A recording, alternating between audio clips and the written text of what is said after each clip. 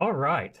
So, Helena, you want to Oh, recap? yeah. Where I did we can't. leave off? We've I got can't people's remember. shoes because we were trying to figure out Yeah, who did even though by a process of murder. What was elimination it? we knew. Okay. I'll lay out what we have so far, even though I can't remember names, and then I'm gonna float a theory as to what's going on, at least part of it. So right now, the characters we have of course, we have Normie, Nancy, Nancy. Nancy, main Normie. character, Goody two who's shoes, Nancy. a geologist that's somehow also, I guess, an okay detective.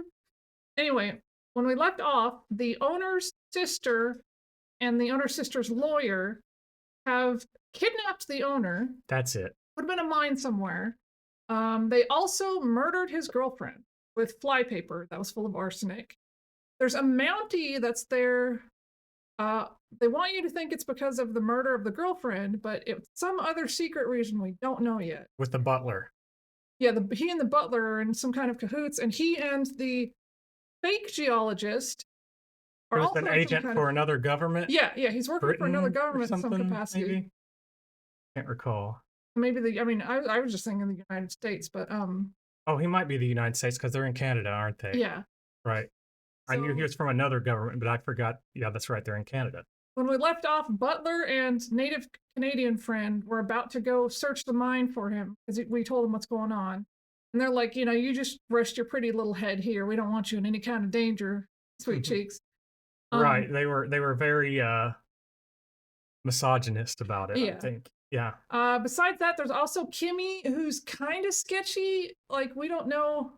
I forget what exactly was suspicious about She's Kimmy. a bird lady, and ladies who are into birds, they're It's kind of true. they're kind kind of crazy. yeah. They're a little Yeah, sketch. I wouldn't say feel like there crazy. was something that brought her into question, but Helena's into birds. Anyway, but yeah, so I think that's where we are so far. Still don't know where exactly the fake geologist is from or what his goals are. So I believe he didn't his report say that it was full of diamonds around. Like somebody wanted him to say that. they paid him off, I think. Yeah, to say that though. So yeah, there's a theory on my part, and maybe this is Mhm. where Helena's going too, Mhm. that they're trying to make it seem like the property's super valuable so they can sell it off. The sister or lawyer friend. My my theory is going in a different direction because the native Canadian guy and the owner were like picking something off of the riverbed. Yeah, but it wasn't diamonds. It was what, some sort of silica, Well, it was something or other? something shiny, like. Because Nancy Mhm. confirmed it wasn't diamonds with the testing, right? Well, that is if unless they got to them first, Okay. because I mean, I think she samples after they'd gone through it, right? Or yeah, I guess there's a chance that there are diamonds Yeah, in this this. could be. I could be completely missing things because my memory. However, I'm just going to put out there that if there are diamonds around here, the owner is very close friends with the native Canadian guy. Like his family has been very helpful to the owner's family. They might know that if that area is full of diamonds, the reservation is probably going to get like moved. Like they're going to That kick could be. everybody the fuck out. Yeah. Because they've already made it clear, like, that Canada and America both have a horrible history. Uh, Yeah. with that kind of thing. So I could totally see that being like, yeah, they're going to they're going to move everybody out of there and completely upend their lives if there's something that valuable in the dirt. Because if it's Yeah. coming from down the river, Could like be. the reservation could be up. Anyway, that's my theory that I'm just throwing out there. Welcome in, Yorm. Everyone be sure and follow Yorm. Hi, Yorm. Hope you're doing well today. Hope you're getting over that cold. I hear you've been sick recently. Yeah. All right, so I think that puts us where we are now. Let's check our goals. I Yeah, think that's where we left off. And I really wish I could, but the butler and the native friend were going to go rescue the lodge's owner. there's something we can type to get our actual current goals. Check the help.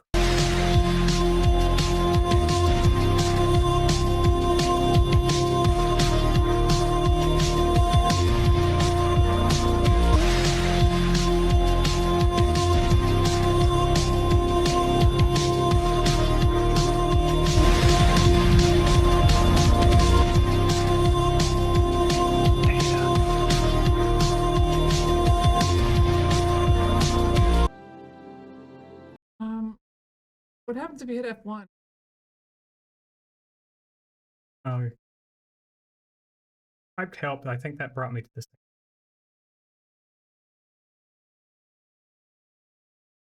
Oh my gosh. Review? Review might have been it. That sounds all right. Oh, this is you. Maybe I should take a closer look at Albert's room. Albert stored some of his things in the blue trunk in the upstairs closet. Wonder if anything's left behind. Albert left. Did everybody go? But Albert, like the train. Oh yeah, the train bridge is blocked. Train tracks, so nobody can leave for some reason. Unclear why somebody did that as well.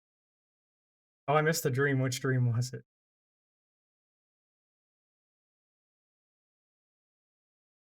Albert's over here. What's happened here? She said about it normal. Albert's room is a mess. Clothes are hanging haphazardly in the wardrobe. Dogs are barking. The wastepaper basket is stuffed full of papers. And all his luggage is gone. So his luggage is gone. All right.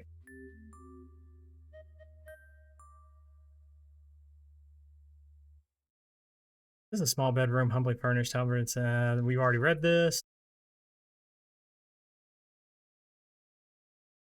Albert's room is in disarray. Crumpled papers are stuffed into his wastepaper basket and overflowing onto the floor. Clothes are scattered in the closet. His luggage is gone. It looks like he left in a hurry. Let's take fingerprints off the picture again. I can see some crumpled papers in the wastepaper basket. They don't appear to have anything written on them. There's a strip of telegraph tape laying just outside the wastepaper on the carpet.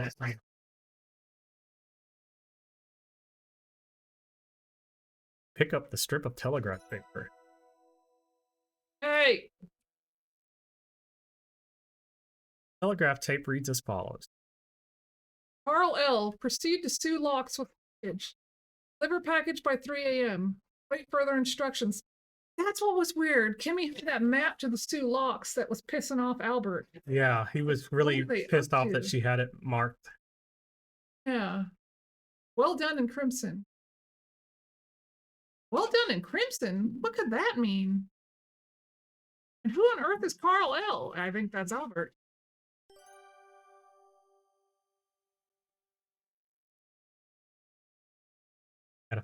And again, all right, no, I'm way up We here. need to go out to the car and see if we can before they. Albert to Sue Locks, who's Carl L. Investigate the blue trunk in the upstairs closet. Anyway, do we want to check out the? Oh, that's what Albert stored some of his things in the blue trunk in the upstairs closet. I wonder if anything was left behind. Oh, the crocodile dancing dream. Very good.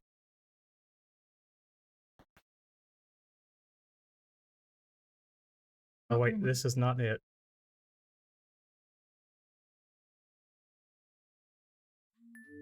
Oh! The big blue trunk's lid is up, and the padlock hanging open. I wonder what was stored in here. Wasn't the Mountie? He was.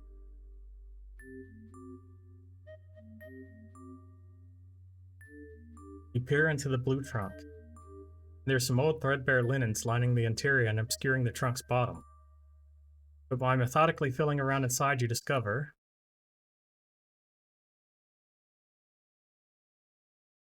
a bullet and a blasting cap. My father was in construction. I know a blasting cap when I see one. But why would Albert put these in here? Jack let Albert store his things in his trunk. He wanted to lock this off. The same as how he demanded to stay in Jack's room, the only bedroom with the lock. Like Albert was concerned about keeping his secret. And he's armed? Uh-oh. Why leave a bullet in there?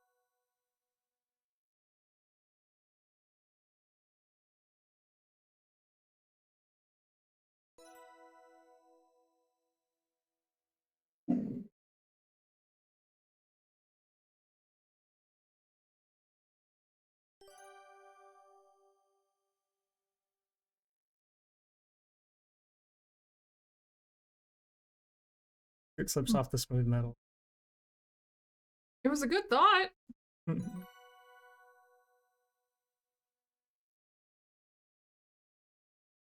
Ha! You've revealed a fingerprint on the blasting caps tin. Oh wait, that's yours. Aha! Uh,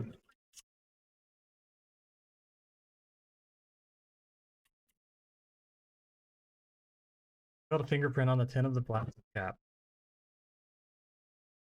Oh, my father sent instructions, so I know what these look like. Kids would sometimes play with them. Not me, but other kids. Yeah, we know. We know you're a goody two shoes, man. Comparing the fingerprint to your collection, you conclude.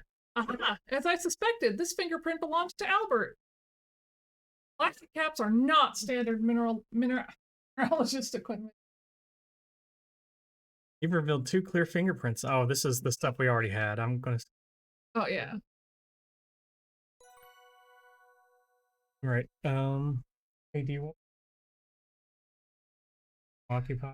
Maybe it'll break their concentration on We're back. the current badness. Check the notebook.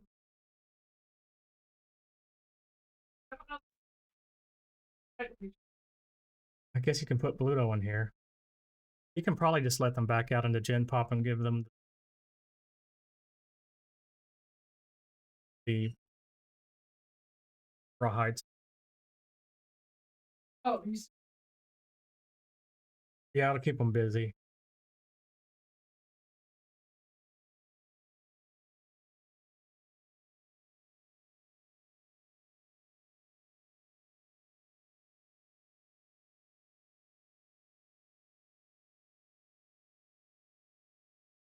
I hope you're all doing well out there.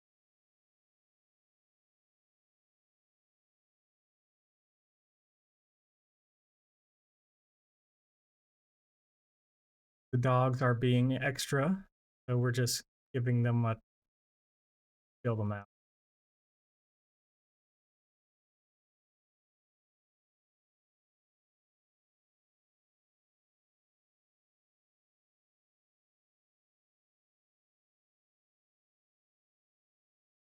Albert. I knew there'd be more in Albert's room. All right.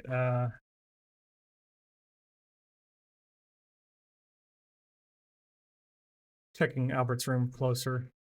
oh yeah, yeah. I was thinking about that. The drawer.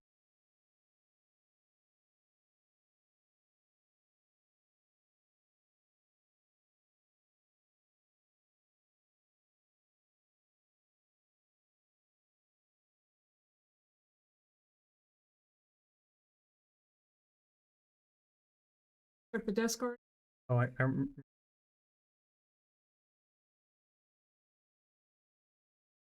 the wardrobe still has some clothes sloppily draped on.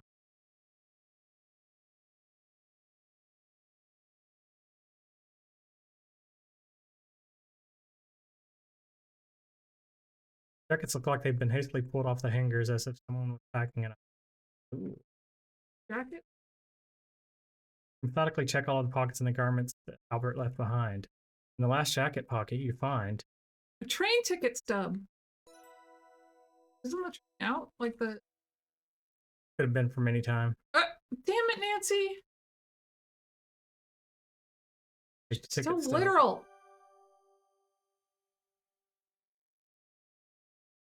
Train ticket stub that Albert left in his jacket pocket. Oh, look That's at it. it with the magnifying. Oh, good idea. The loop.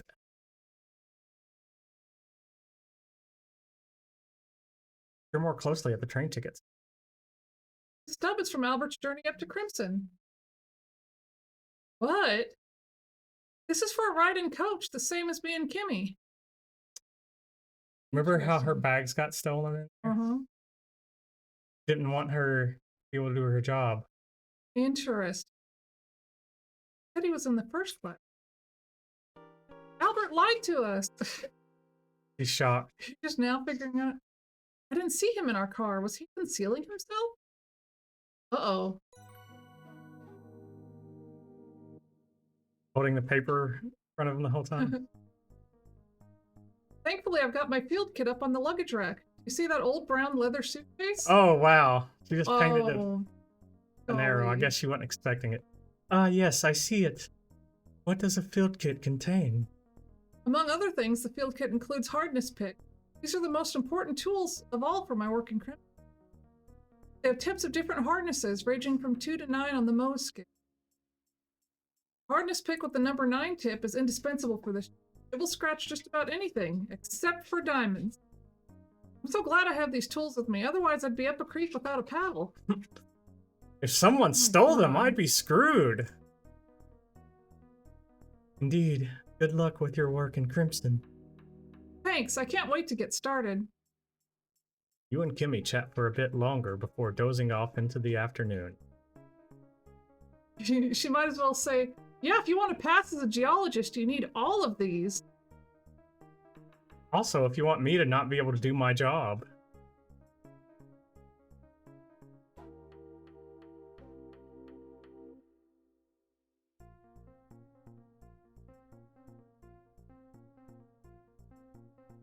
It does make you wonder who would kill you in the shower if you didn't lock the door. Who was that? Somebody worried that she would figure out what. Dun dun dun! The art in Who this is knew? amazing.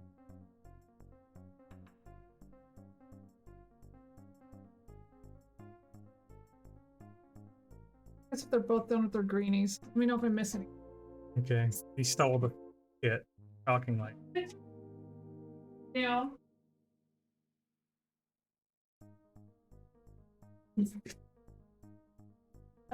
Hey! Hey!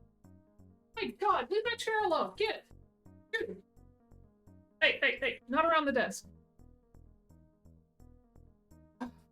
He's tossing the kit off the train, so he didn't use Oh. her kit. He did have a cover. He did have a kit for himself to. So he just wanted to. She probably would have So- recognized her own gear. That's true.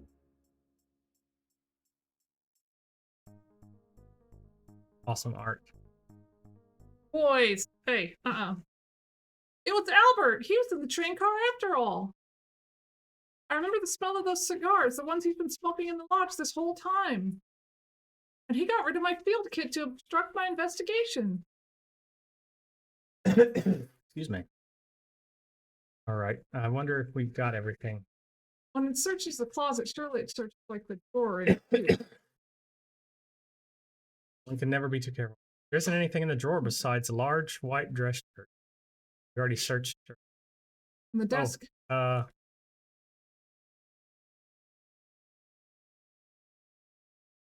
It does look like something's under there.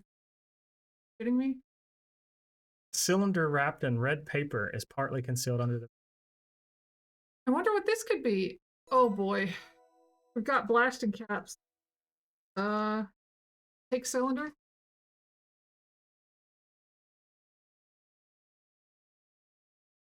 That's dynamite.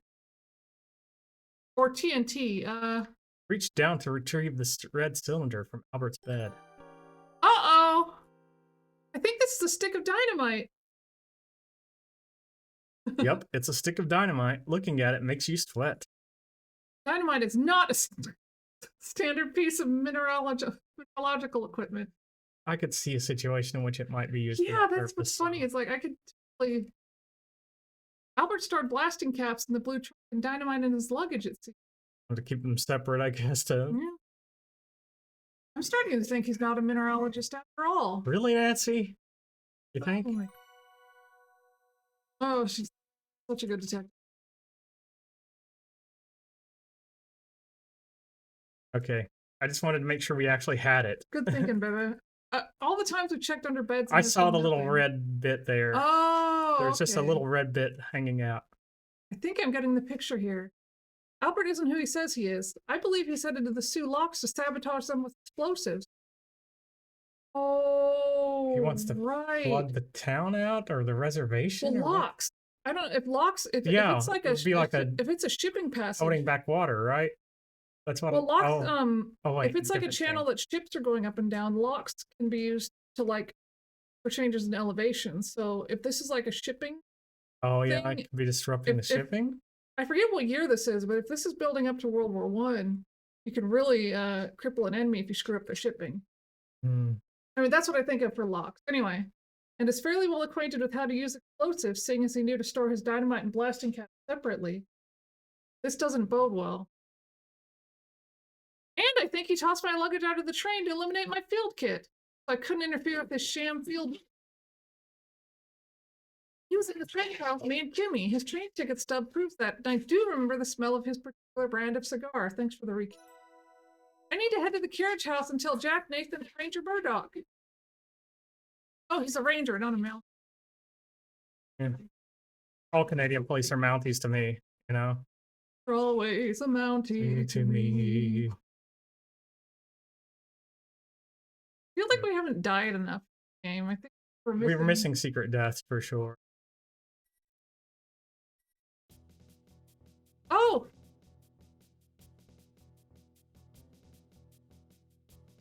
Oh, that's you. What's this? The double doors have been thrown wide open.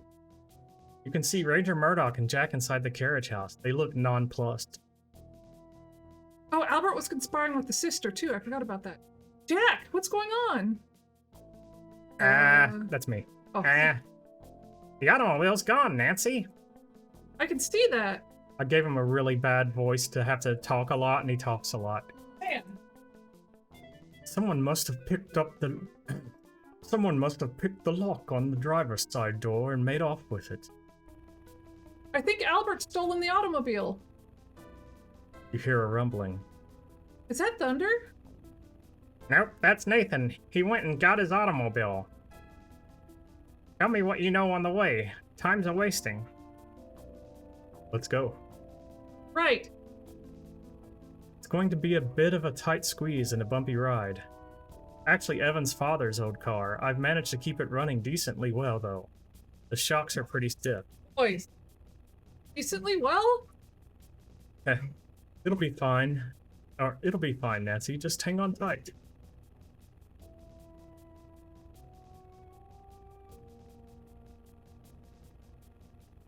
You all pile into Nathan's automobile, head for the mine.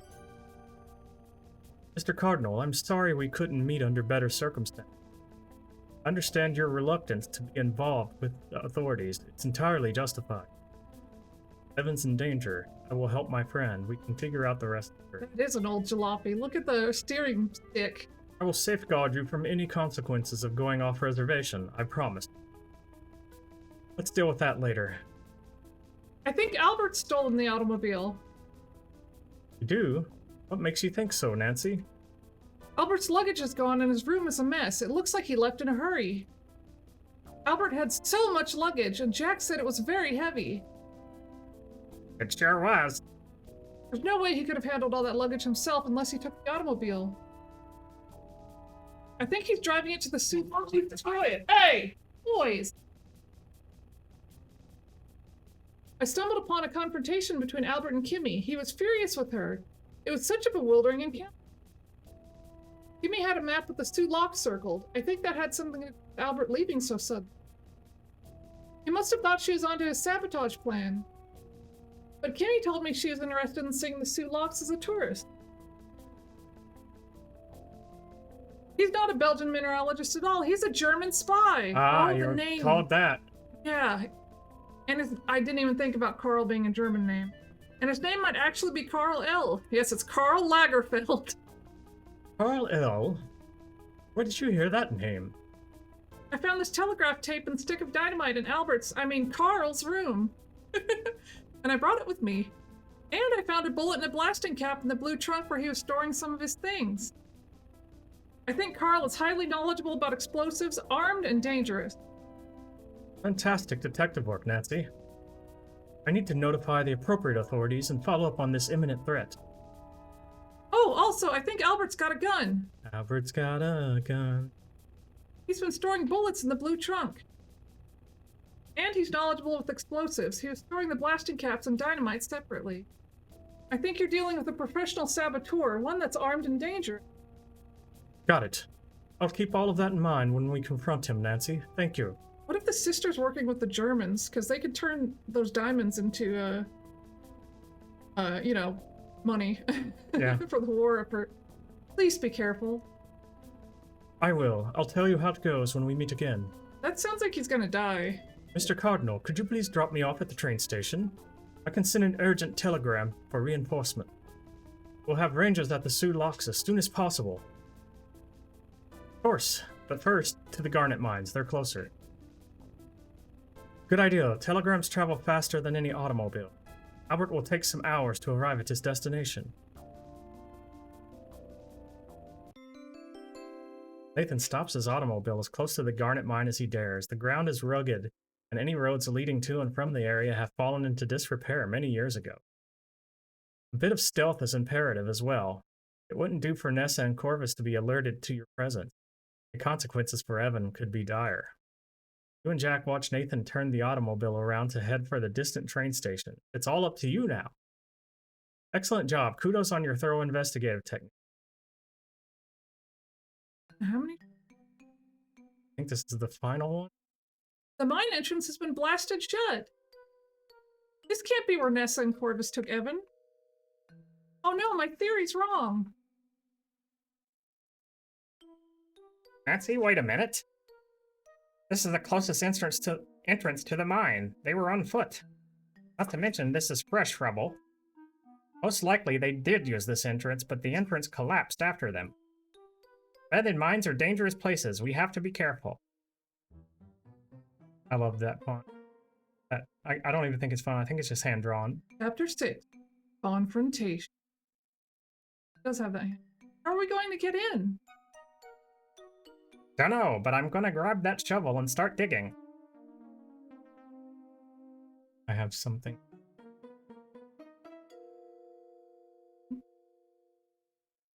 Jack starts digging at the rubble mine. An entrance. I've got to help Jack with it.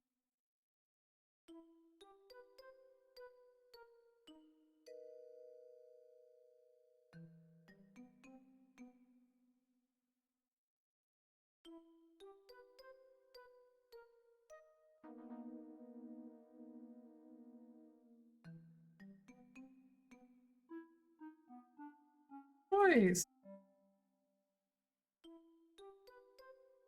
Put cap on dynamite.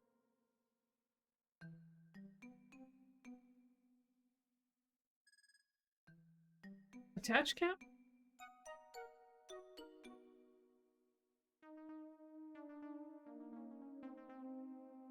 Carefully insert the blasting cap into the dynamite.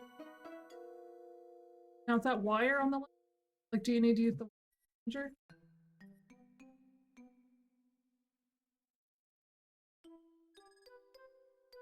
Oh, you don't have.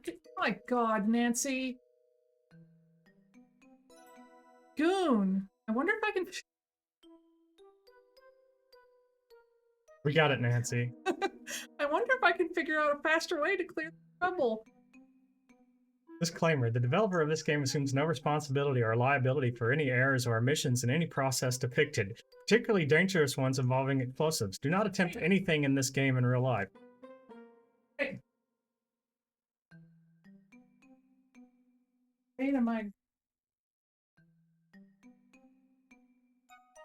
I can't just insert the wire directly into the dynamite, it won't explode. Blasting. I need to insert a blasting cap into the dynamite and then the wire into the blasting cap. I never thought Dad's experiences as a dynamiter on construction could come in handy.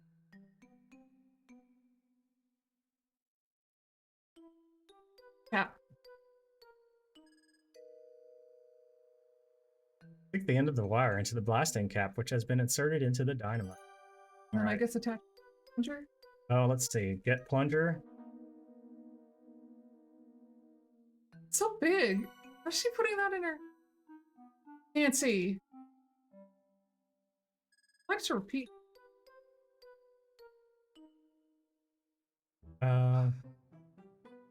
Wire to plunger. Yeah.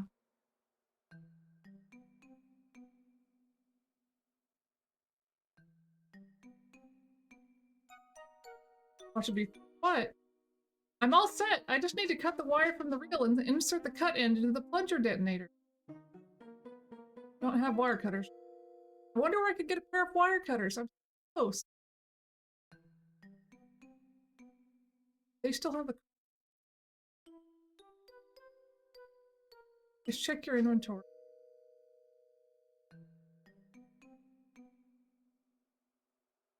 Would you happen to have any wire cutters, Jack? I do, actually. Perfect. May I borrow those? Why? How? Sure thing. Here you go, Nancy. Wire cutters. Why not? Thanks.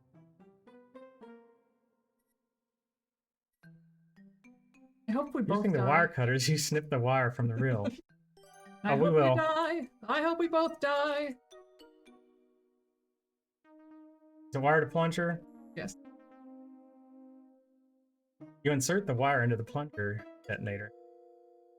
The explosive is rigged. It's time to set it off. Right. Auto save. Here goes.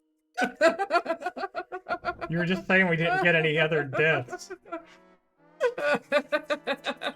Oh!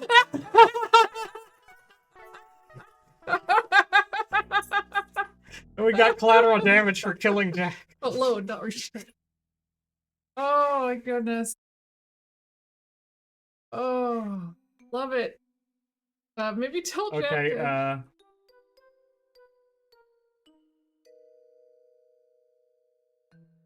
Place dynamite. Top Jack.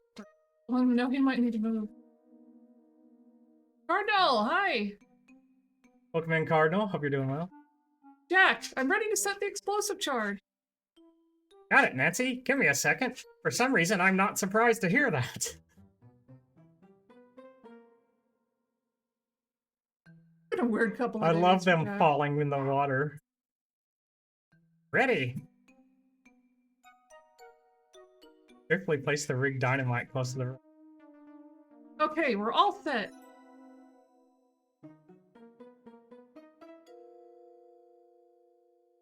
All right.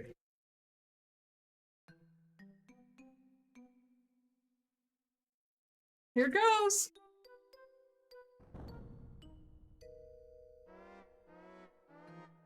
Does this count as a separate death? Oh, That's one why on I'm the board. picking. Nancy? Oh, we didn't get a Chivo. Oh well, had to try. All right, Boys, move plunger.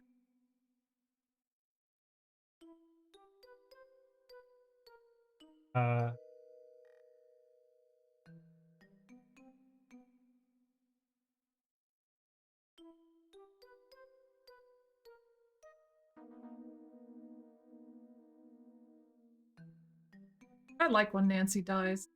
I've taken the plunger and placed it out of harm's way. Fortunately, the wire's long enough. Why did Jack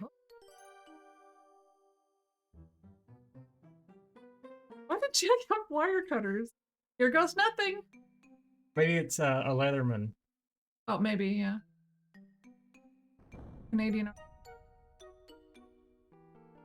That was a bit anticlimactic. Well, it was only one stick of dynamite after all. Yeah, one stick can only do so much. Like blow people 100 feet in the air.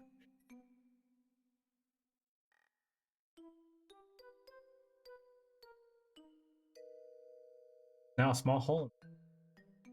I think I might be able to enter the garnet mine this way.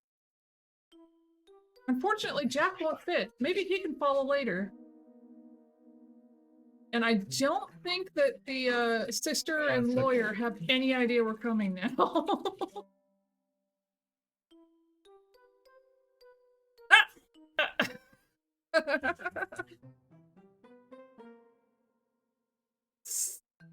Jack doesn't want to hear about our hole. Okay.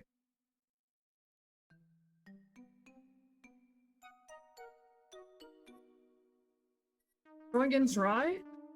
Okay. Alright, I can fit through this opening. Nancy, this is really dangerous. Let's widen this hole more so I can go too. Evan's in danger. There's no time to lose. You keep working on the rubble and follow when you can. Sorry, I was reading girly scene. See here, Toots. Okay, Nancy, you're the boss.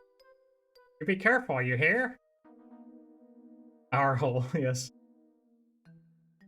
Our hole, comrade. I will, I promise.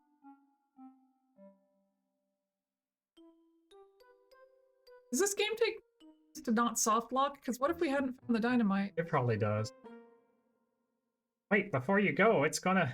Oh, wait, yeah, it made me go back to the room. It told me to go back to the room even though I was already going there. So, Oh, okay. remember, sometimes it wouldn't let you leave to do things. That's right. Okay, good. Wait, before you go, it's gonna be dark as night in there. Darker, even. Take this lantern. I like the image of her just... like a fucking gopher hole. Yeah. Jack lights the lantern and hands it to you. I've got another one, don't you worry. Heh, you're not the only one with big pockets. Got like a guitar in Good there. luck, kiddo. Thanks, Jack. You never know when a party's gonna break out and you need an acoustic guitar. Anyway, here's Wonderwall. You squeeze through the small hole in the rubble and enter the mine. Oh, wow. Seeing the lantern's light reflected brilliantly on thousands of red crystals embedded in the walls, you're suddenly reminded of why you traveled to Crimson in the first place. If the situation wasn't so dire, you'd be dazzled by this cave of natural wonders. Instead, the red gleams look like blood beating on every surface, just waiting to fall. You shiver. Toronto feels like it's 1,000,000 kilometers and 1,000,000 years away. We're gonna find out that actually is blood, that Evan was just on the other side of the Sparkling dynamite. blood? Yeah, it's the what you call it, the fungus. Oh dear, it's so dark in here. Bioluminescent. I need to figure out which way Nessa and Corvus have taken Mr. Richard. If indeed they came this way at all. Oh boy. So how can we kill her now? Probably go into the dark. The floor of the mine is covered with countless shoe print impressions that are leading multiple directions, preserved in a thick layer of dust. Most of these must have been made decades ago by the miners who used to work here. It's an odd feeling to see these shoe prints, almost like looking back into the past. Okay, but we know that Nessa has tiny feet. Is that a vault door? What is that?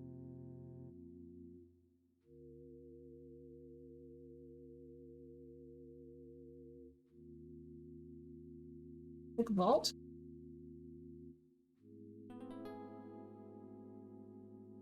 Right before the lantern's light, so the warm glow quickly gets swallowed by it. The deeper you move into the mine, stiller and stellar they are. The lantern casts flickering illumination on the edges of nearby rock, richly studded with red and white crystals. You can see a piece of heavy mining machine. Okay, that's machinery. That's a big flywheel. Is that the term? Any nerds? Maybe. Oh yeah, I think you're right. You see the rim of a large wheel and some indications of a large piece of heavy machine. Nerds in here? Flywheels appear to operate the internal mechanisms of... Turn wheel. Giant flywheels would have spun by long belts powered by an engine. Most likely the engine would be set up outside the mine, so the miners wouldn't be subjected to the fumes, heat. That's long gone. It would come in handy in other places, I'm sure. Needless to say, I won't be operating this machine anytime soon. So it's just set dressing. Is that a shell? Now that you're inside the mine, there's no need for the shovel. You could hit someone with it. Too bad. I could have used this one helping Jack clear the rubble outside.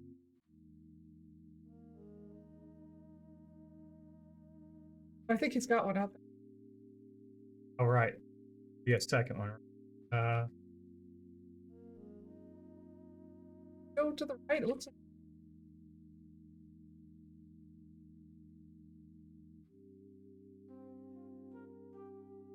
Floor slopes sharply downwards to the south. The loose rocks and dust look like they'd easily shift and slide underfoot. The red garnet crystals glitter invitingly. There are some remarkable specimens within them. Would Nessa and Corvus have taken Mr. Richards down this way? Hope not. Try to take Garnet, because that one is cute.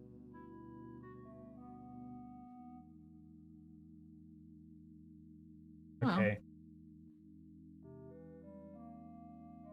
Watch this. I'm sure it's going to be... Yep. Ha! You slip and fall into the distant, jagged depths of the... Too bad you're not the gumshoe you thought you were. Oh! Be more careful next time. 7 out of 7. Slip of a girl. I think it counted the one. What, both versions of the death? I think so, because it went from 5 to 7. So that big garnet on the top of that boulder looks like it's demanding attention to me, but... It might just be set dressing. So can we go to the right? I feel like there's... Okay. Yeah. Oh, it looks like we can go northwest and northeast. Fitful lantern light reveals an entranceway leading up to the right. Every rock is speckled with crystals, large and small. It feels like I'm in a treasure cave. I suppose I am. You notice a particularly large red crystal embedded in a nearby boulder. You know, it occurs to me, it might not have been worth much then, but aren't garnets worth at least something now? They have an industrial use as an abrasive. But yeah, Are they not valuable as jewelry anymore? They are, but not like sapphire, ruby, emerald, diamond level. They're like a couple. Maybe tiers. at this time the cost of mining them was greater than any profit. Probably so. Yeah. Oh, particularly large red crystal. The nearby boulder. Ooh, gorgeous. Take crystal. So she does some math. If you'd like to obtain walking closer to it. Nancy loves her crystal. Her J.O. crystal. You chip a particularly lovely crystal sample out of the rock.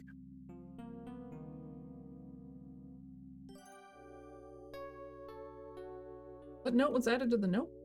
There's been a few. I haven't looked yet because we're doing fine, I think. You can see some indications of a path leading downwards into the darkness as well as to the east.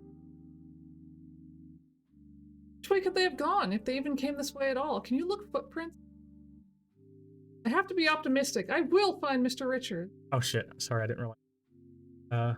Footprints and see if they're small ones because we know she I just want to check the entrances. You can see some indications of a path leading downward in the darkness as well to the east.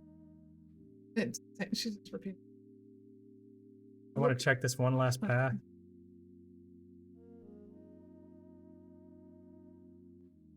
The entranceway framed by wooden beams. Can't see much through there, but it looks even less safe in that. More rubble, collapsed beams. Eek! Oh, wrong prints. Footprints.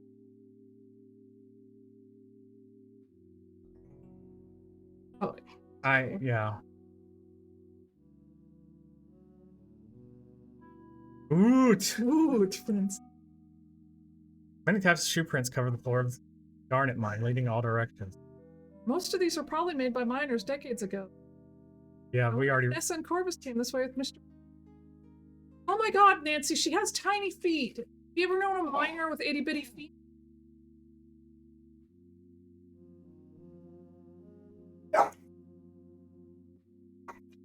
Like a size 6.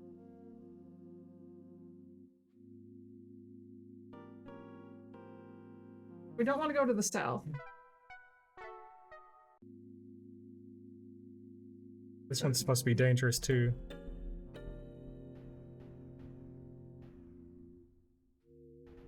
So we got more than the 7 required?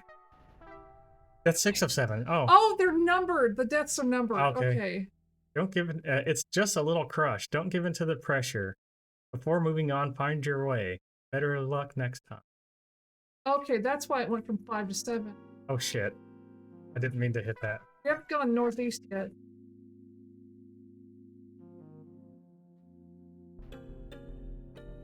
So God. east it is.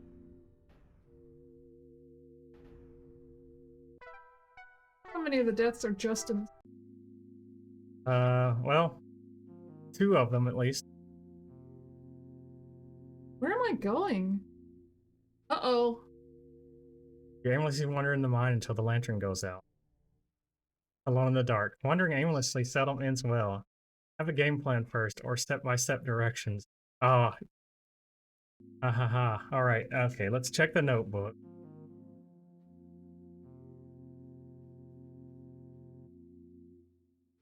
Look at the crystal. Crystal sample you've tucked from the mine's interior is truly spectacular. There are some amazing red and colorless crystals. Stunning. Look at it with the loop, I guess. Yeah, I think I think every time we touch rocks in this mine.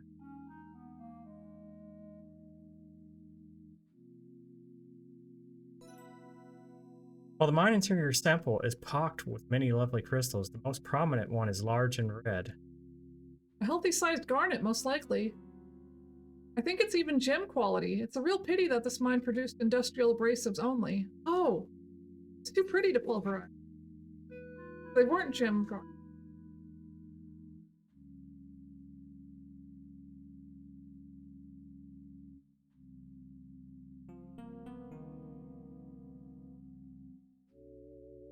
Check size of footprint.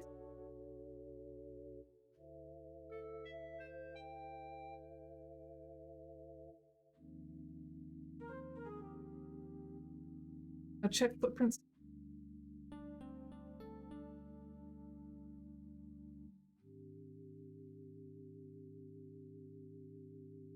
We go on. Wait, what?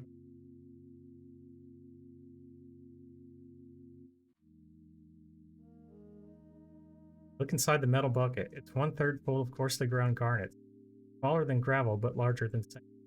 When industrial abrasives are sold, they're ground finer than this. Ow! Hole. This is the first stage of grinding. Sorry, hamster. An impact crusher would be used to grind these coarse garnets even finer than this.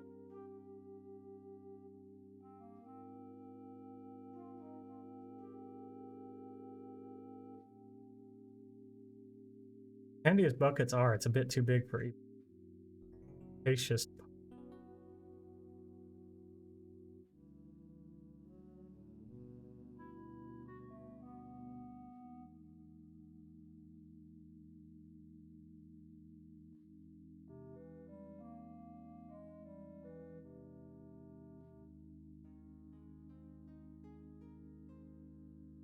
We've gone every way, and it's able.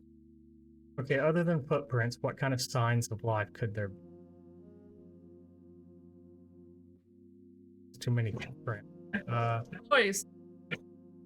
Boys.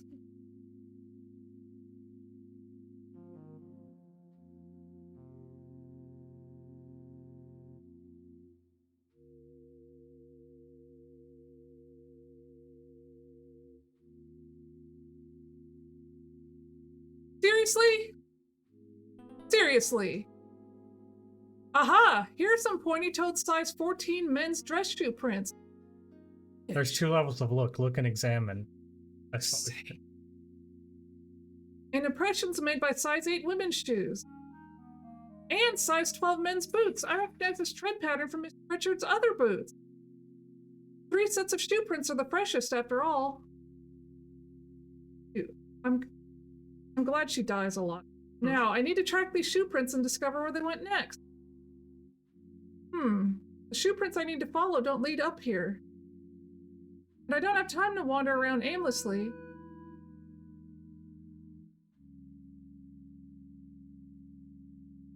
Don't lead up. Oh, because I gotta do it over here, I think.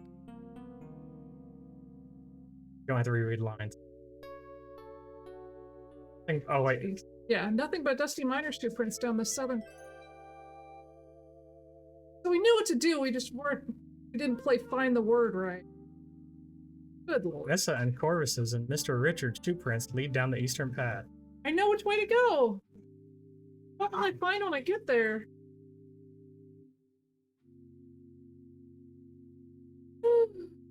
Gee, I'm glad I was able to track Nessa and Corvus down this path. I hope I can find Mr. Richards before it's too late. Ah! What was that? Welcome to Taters. Oh, hi, Taters! Want to be sure and follow Taters?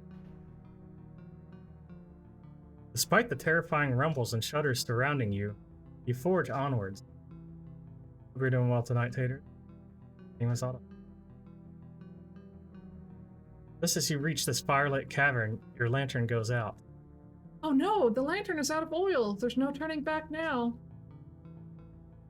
Sign your will, Evan. Sign my fake will, you mean? You're so smart. Why didn't you just forge Pa's will? Then you wouldn't have to come up with this dumb scheme. If you were so smart, you'd know that Pa's lawyer is still alive. He'd pipe up pretty quick if an actual will from his client came out of nowhere. But this is a perfectly suitable backup plan. It's much easier to forge your will. If you do as you're told, I'll let you die quickly. Otherwise, you'll starve to death in the dark. We'll forge your signature anyway. Nancy's on to you. You won't get away with this. We'll see about that. It'll be her word against ours. I have to rescue Mr. Richards. My first order of business is to distract Corvus. Do we have anything to, like, throw? Oh, toss. Wait, no, throw blasting caps in the fire. Or can they? No, wait. Are they flammable like that?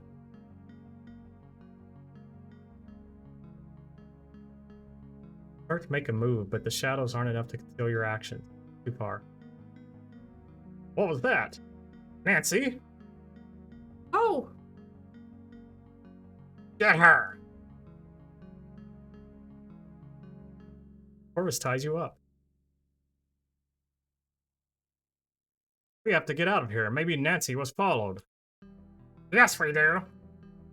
Hungry, brother dearest? Goodbye, Nessa. Nessa takes a handful of crushed almonds from the table.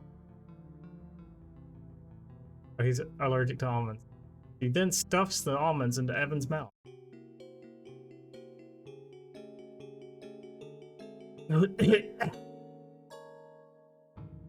That was quick. Yeah, because your airway's closed, so Yeah. it'd be at least as long as you can hold. Sorry. Nessa, what have you done? I should have done that a long time ago. Goodbye, Nancy. Corvus takes the lantern and follows Nessa out of the cavern. You're left in the darkness listening to Mr. Richards gasp his last breath. Sorry, Mr. Richards. All you can do is wait in the darkness. It feels like an eternity, and then... What steps? Wait. There more than one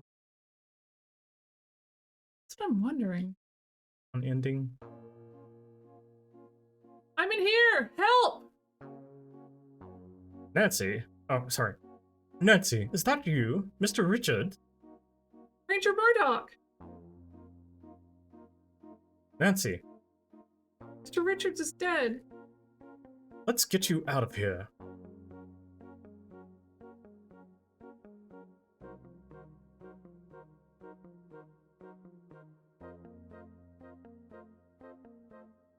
Ranger Murdoch takes out a pocket knife and saws through the ropes that are binding you. Thanks. Corvus got away, and so did Nesta. I'm sorry. I failed. The important thing is you're safe. Come along. I'm sorry, Mr. Richards. Bye. Ranger Murdoch leads the way out of the mine. You feel incredibly relieved to be out of the mine. It feels like a great weight has been lifted off your shoulders. The automobile is parked down the hill. And there are more rangers waiting for us at the train station. How did everyone get here so quickly? Well, it wasn't quick, actually. I'm not actually a forest ranger. I'm a member of Northwest Mounted Police. We've been on the trail of a German spy and saboteur who is rumored to be in this area. We believe he is responsible for the bombing of the bridge west of Crimson. Albert Respa, I mean Carl L. A man known to us as Carl Leffler. You revealed him, Nancy. Well done. Not only that, you tipped us off to what his next target would be. Stu Locks. Right again! As you know, Canada declared war on Germany a few weeks ago. It appears operatives directed by the German Foreign Office have undertaken a campaign here in Canada to delay military aid to Europe, audit on the shipping, by targeting transportation links such as railways, bridges, and canals. We strongly suspect that Carl L., a man we know as Carl Leffler, is one of those operatives. He has been apprehended at the Stu Locks while setting up explosive charges. And thanks to your impeccable detective work, Mr. Leffler will surely be brought to justice. Gee! Let's go. I think we're gonna have to reload, though. I want to see if we can save the... I mean, we could... Chapter 6 complete. Oh, this is an ending, I bet. Yeah, that's what I was going to say. Might as well. Let it play out. Yeah.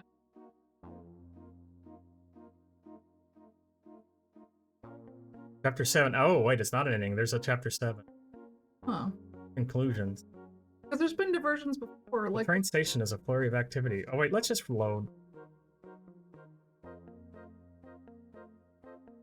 I think this will happen either way.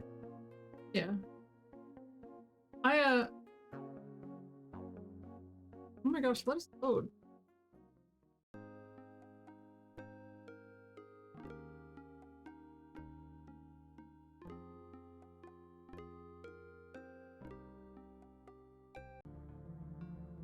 Right.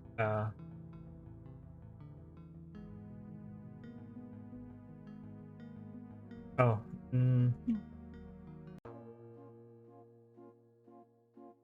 Makes us go through all this to load. So what do we need to... How do we shrooms distract? are not enough to hide your... Hey, check our inventory? Yeah, yes, let's do that. Use the duck call.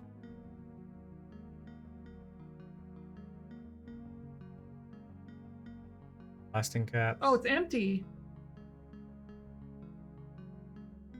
Wire cutters, the ticket. Plunger wire, lantern. Empty line. Right, we're at the bottom. So if we try throwing something, Yeah, it looks like. Do we need to double back?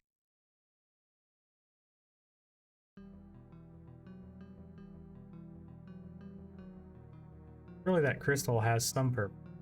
right?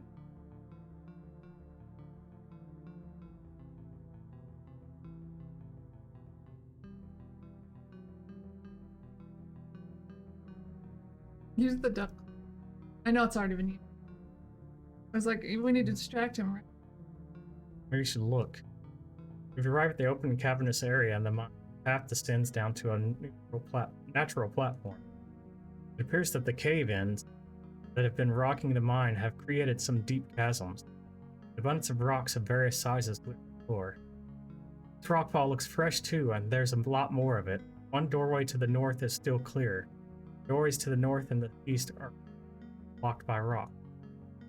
It's very dangerous. There's a central doorway that leads further back into the mine, as well as a doorway on the right that is completely clogged with rockfall. You see a large boulder, even taller than you, in the shadows nearby. You also see a table, fire, a wheelbarrow. Hide behind.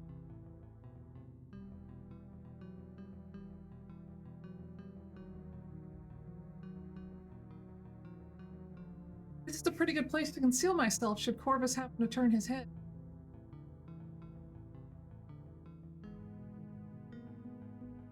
I think she said the blasting cap can't make.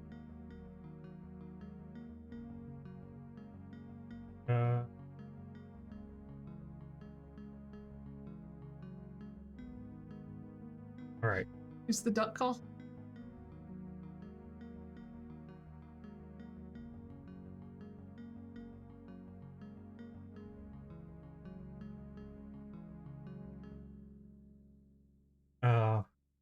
Blow duck. It's really not a good time, Nancy. No, it's because I said blow. Look again. Ooh, grab rock. Oh, all right.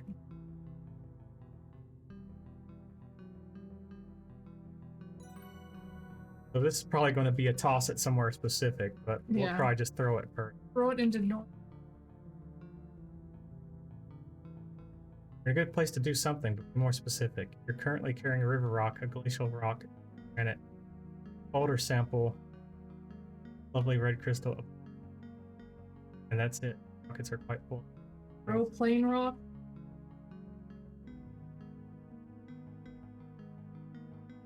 I just throw plain rock. Lost?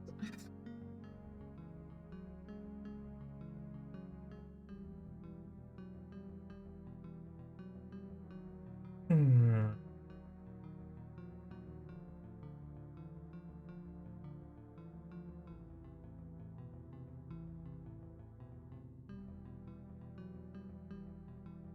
Throw rocket.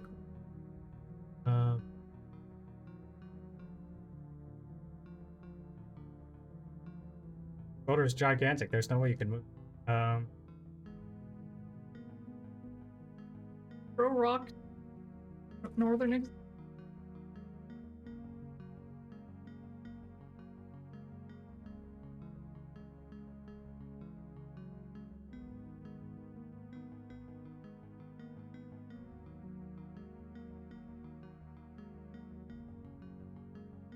That's spelled right. Sorry. Do you want the ceiling one? Floor one. Killing. The lack. With a DK? C, yeah. Or C, just C? Lack type. C for seal. Then yeah, mites would be the lag, right? The lag, yeah. G Okay. for ground.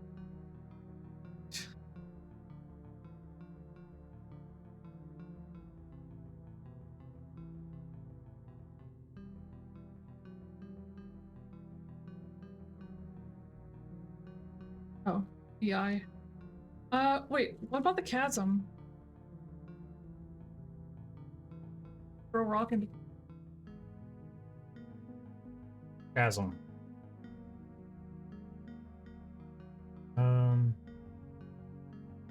Hello, Terry Onion. Welcome in. Hello.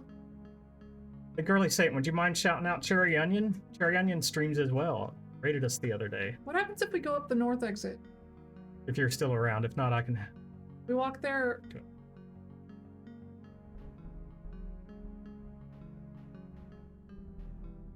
Did we cause that? Happening. Ah! Oh, it's another death. Good. What was that? Thank you, Girly Satan. Walk into the fucking chasm. Just another next. cave-in. Stuck behind a wall of rubble. No one can hear your cries for help.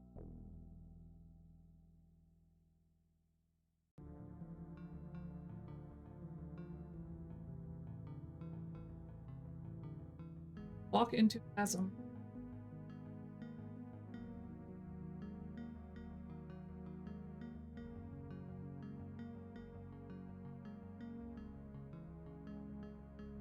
Time to act.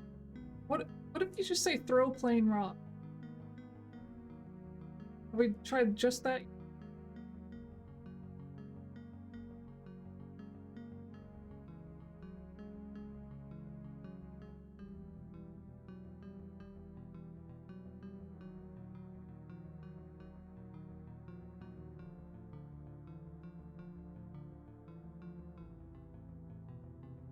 Oh, throw plain rock. We already tried.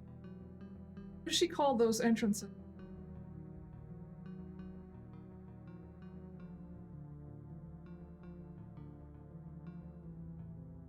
Chasms. Doorway. Throw plain rock. Northern doorway.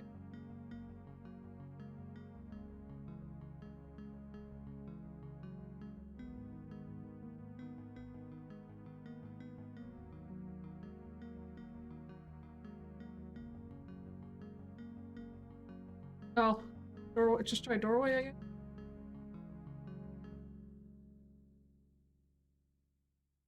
Throw the plain rock down the path. Another one of those figure out what to do. What was that? Someone coming from the middle passage? I thought I heard something too. I'll take a look.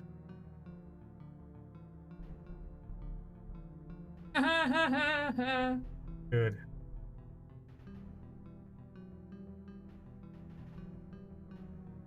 Corvus, what have you done, you oaf? Either Corvus is inaudible behind the pile of rubble or What? unable to reply.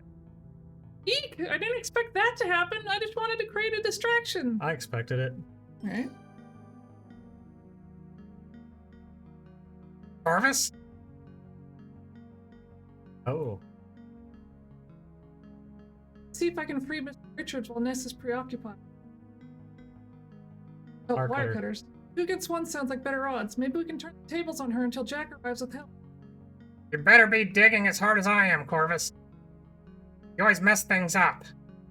Nessa continues to paw ineffectually through the rubble while chastising Corvus. Oops. Alright, I love that the lantern looks like a little guy. Like, You just sneak over there? Nancy? Nancy? Oh, What are you doing here? You just don't know when to quit, do you? When I get over there, you'll wish you'd never meddled.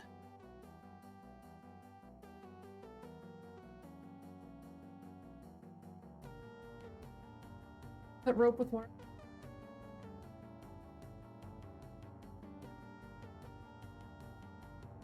I've got you, dearie.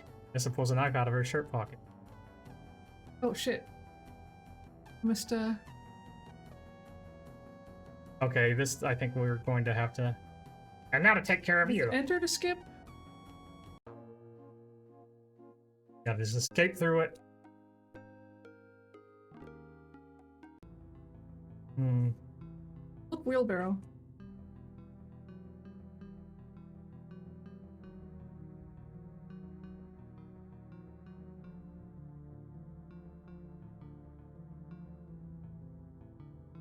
Can you go around the fire? Was it just you? A shadow?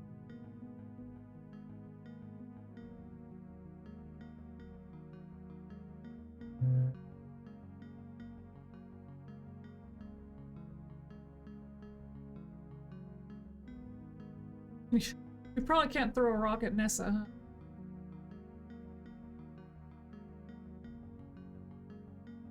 Okay, look. Wheelbarrow.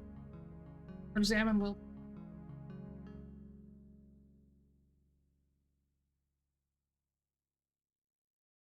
Don't need to examine the wheelbarrow closely to know that it can't be moved. It only has one handle. I couldn't even lift a single one of those rocks either. Hmm. You think casting a shadow is happening? I don't know. Or is it a matter of us just running to Jack and cutting quick? Jack isn't here. Evan! Evan. Sorry, Evan. Mr. Richards' eyes widen as when he sees. He gestures with his head to something to the right of him. What is he trying to get me to notice? Some table? Maybe the lantern? An old table was left behind in the cavern. There's some crushed Jordan almond pieces on the tabletop. Why is he gesturing at that? Is it the table or the lantern? You already looked at the lantern. See a lit lantern down beside a large boulder. Nessa and Corvus must have brought this lantern and used it. Now that the lantern Jack lent me is burned out, this lantern is the only ticket out of here.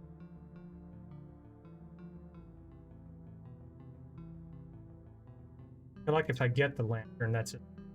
Yeah, do you just need to be quick about getting to Evan and cutting him?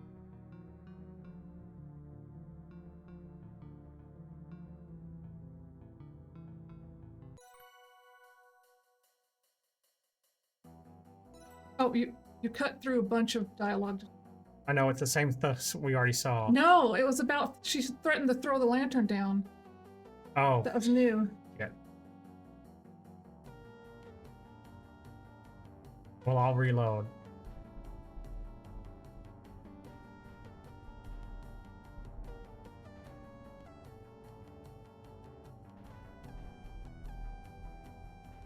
I wish I could. Oh, spoiler. I'm gonna reload so we can read it. Yeah. Enter to skip. I guess it wants us to. Oh, there we go. Wait, did it let you go to the load screen? Yeah, I'm not saving her if they. Oh, yeah, load. All right. Get lantern?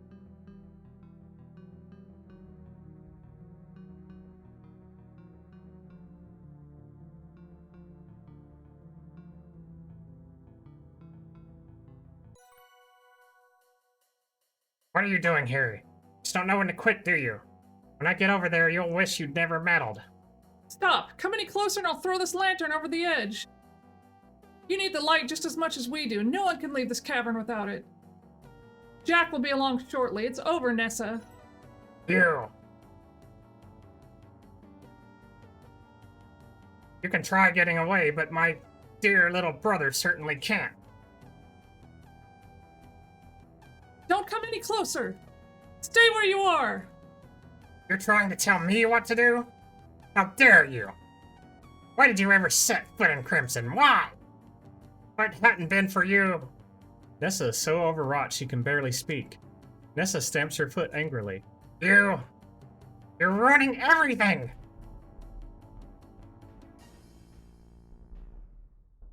Yo, Zero Dime, welcome in. All of my planning, all that I've done. Undone by you, you meddlesome slip of a girl. Nessa, be careful! Don't tell me what to do. How dare you? Nessa pulls a knife out of her skirt pocket. You'll never leave here alive. Watch out! I said don't tell me what to do. Oh no!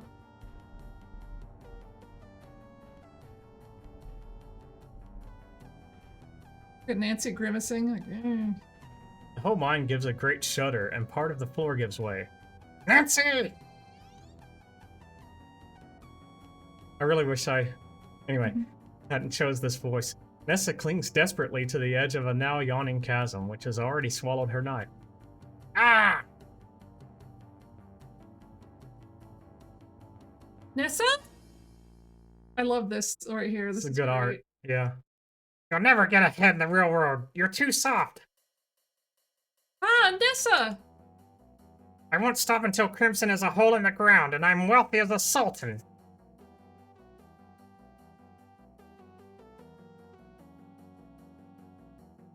Oh, you put a space in. That seems unnecessarily cruel. Freaking goody two. If I just leave, this situation ought to take care of itself. What do you think? Save her or let her die? I would say let her die. Yeah, you and I would say let her die. Nancy is probably like a little goody two-shoes ass that would try to save her.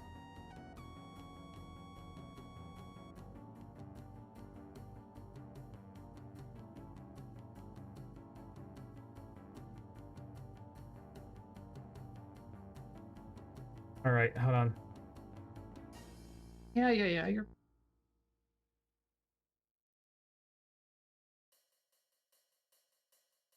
Oh, Nessa, do be quiet for once.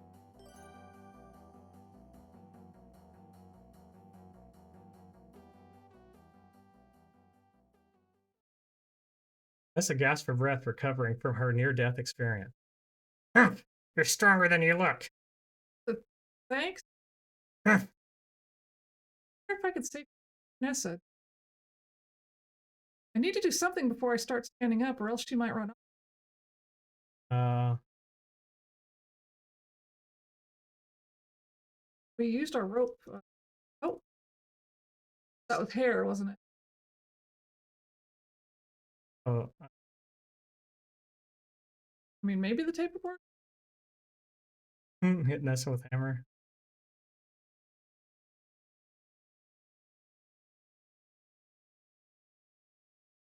Gray brown hair.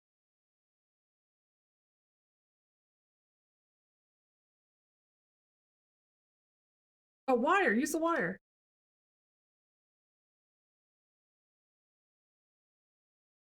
Huge roll of wire is far too cumbersome to use in this moment. You need something smaller and faster to deploy. Uh-oh, I'm not sure if I have what I need to do this. Maybe I could have taken something from the lodge before leaving. Oh. Are you shooting me?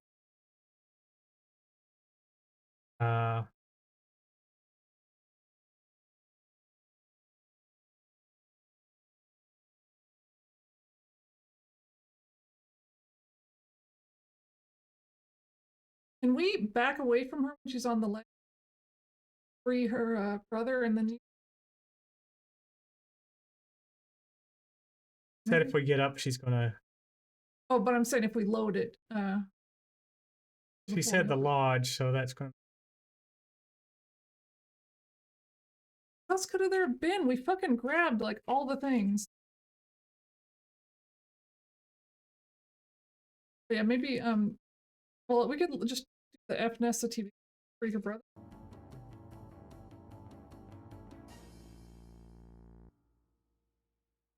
Nancy! Oh, Ah!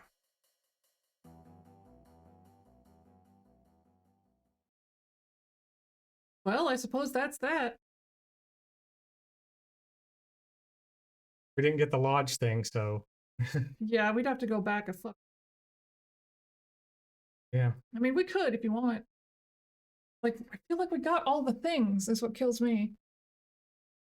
Richard stares for a little while at the edge of the chasm. He then turns his head towards you, his expression unreadable.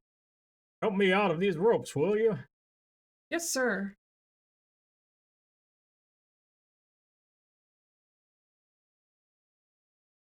Now that you can take your time, you're able to eventually free Mr. Richards from his bond. Thanks, Nancy.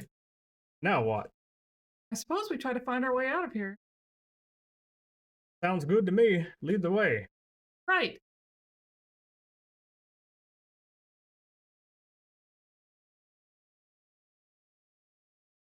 Wait, do you hear that? Hear what? We're in here. Help!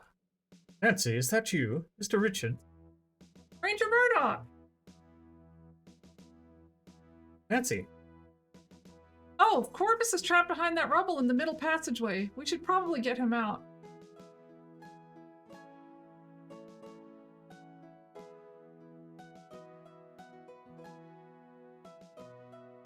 working together, you eventually clear the rubble and free Corvus.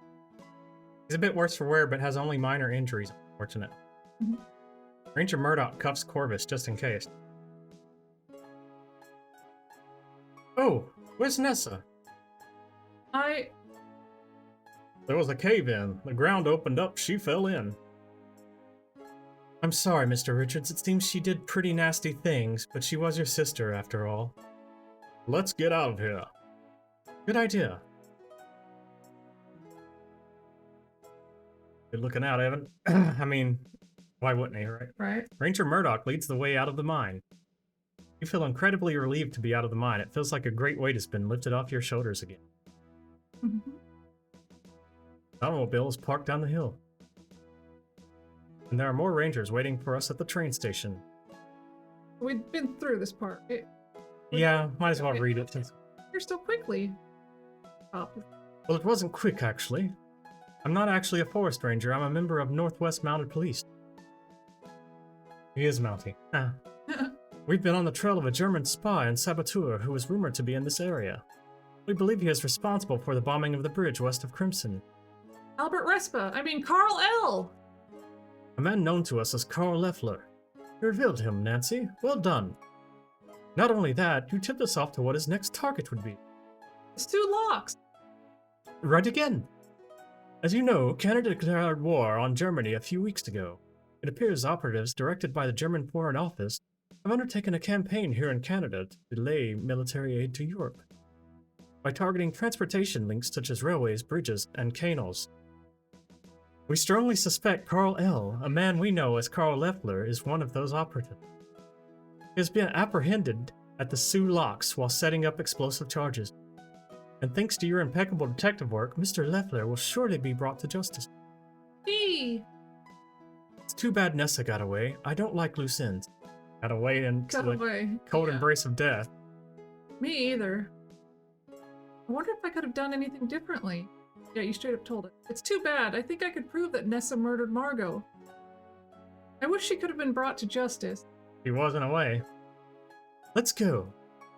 I don't feel too bad about missing the chance to save Nessa. No, I think that's probably like... if She's a there's murderer, let her die, If there's a honestly. best ending, it's probably with everybody alive, except Yeah. for Margot. Okay, this is where we started skipping. Yeah.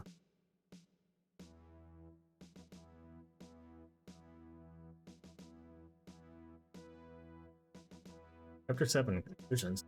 Hush. The train station is a flurry of activity. Rangers are milling around, consulting with each other in whispered conversations. Inside, you hear the non-stop whir and tick of the telegraph. The ranger in charge looks up and acknowledges Ranger Murdoch with a nod.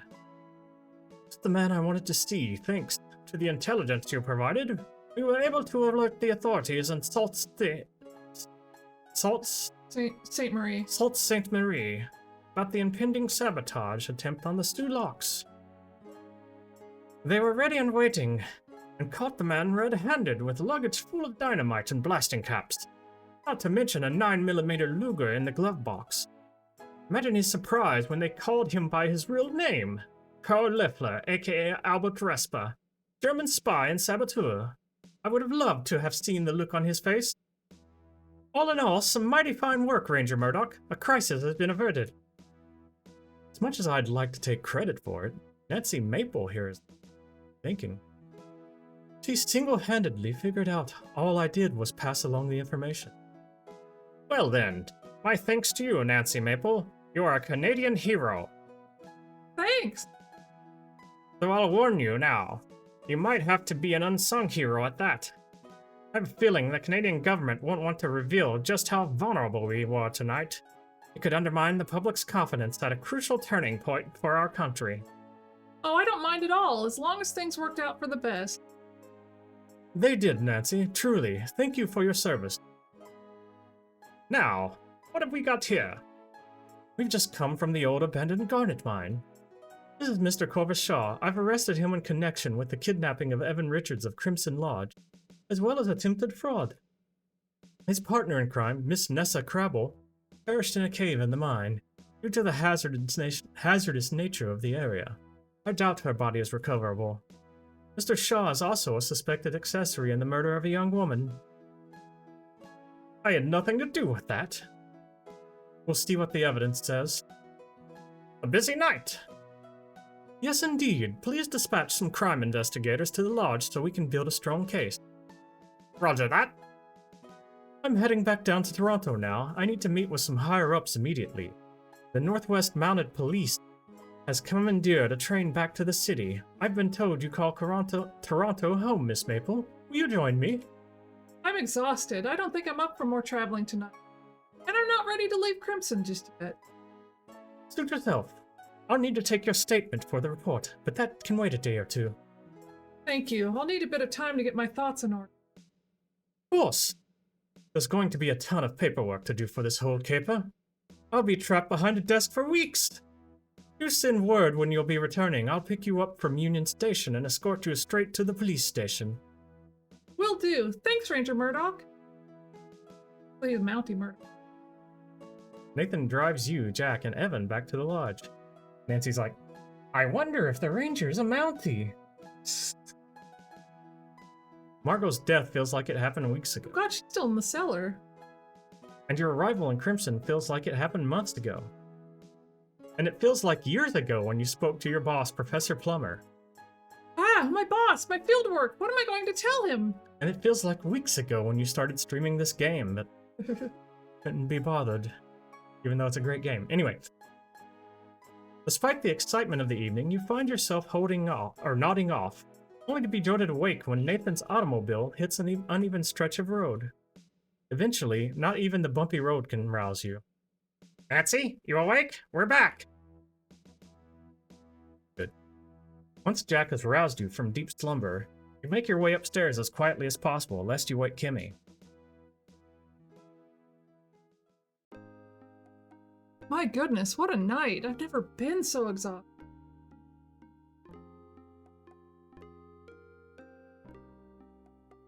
And all in hills. No, she probably got flats, right?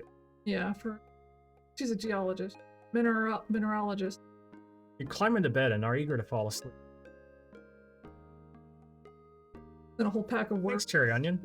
flushed through the glass. It's like, oh, it's this type of game now. But as your gaze falls onto the ransacked curio cabinet, you realize there are a few things you may want to bring up with the other inhabitants of the lodge tomorrow morning. I'd better make some new notes on fresh paper to remind myself. Or I could just decide to go to sleep if I wish. Did Margot have an accomplice in the ruby brooch theft? So this is like the game that it takes a large amount of inspiration from, that Laura Bow game, The Colonel's Bequest, where it's basically like you could miss things and not have the whole story by the end, which is fine. But So okay. 2 sets of prints, right? What was the other set on them? For 2 sets of prints on the brooch. Yeah. Yeah, I'm just gonna say yes. Yes, I suspect someone helped Margot hide the ruby brooch effectively. Who is the accomplice for the ruby?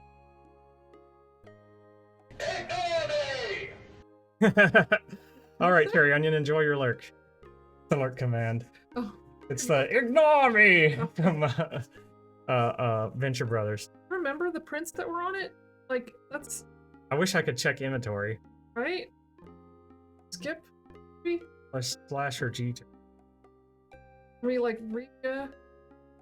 Uh,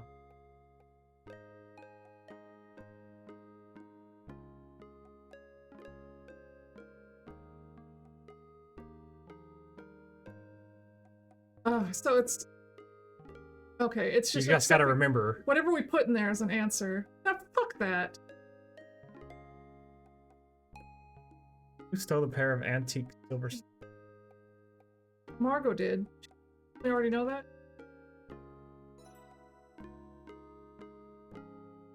Margot's fingerprint was the only one I think you lifted. said it was Oh, sorry, I read your line.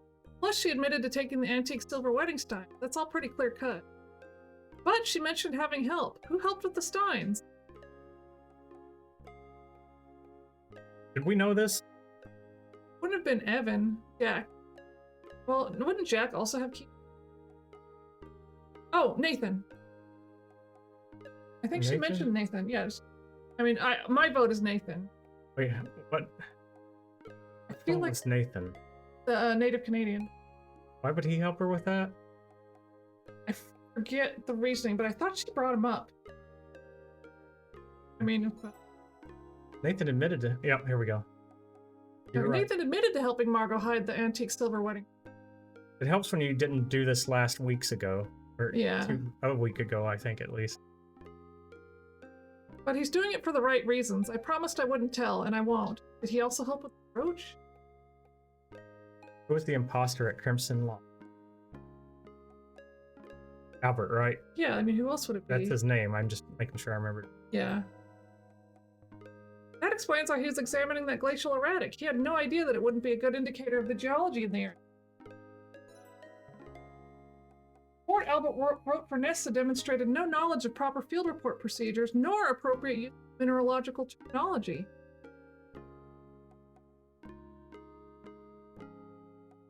He was definitely not a mineralogical expert. I wonder if he was even Belgian. What the fuck, Nancy? What was Kimmy's true goal? Birding? Like what? Is she We might have missed Is something she a on that. spy for Canada?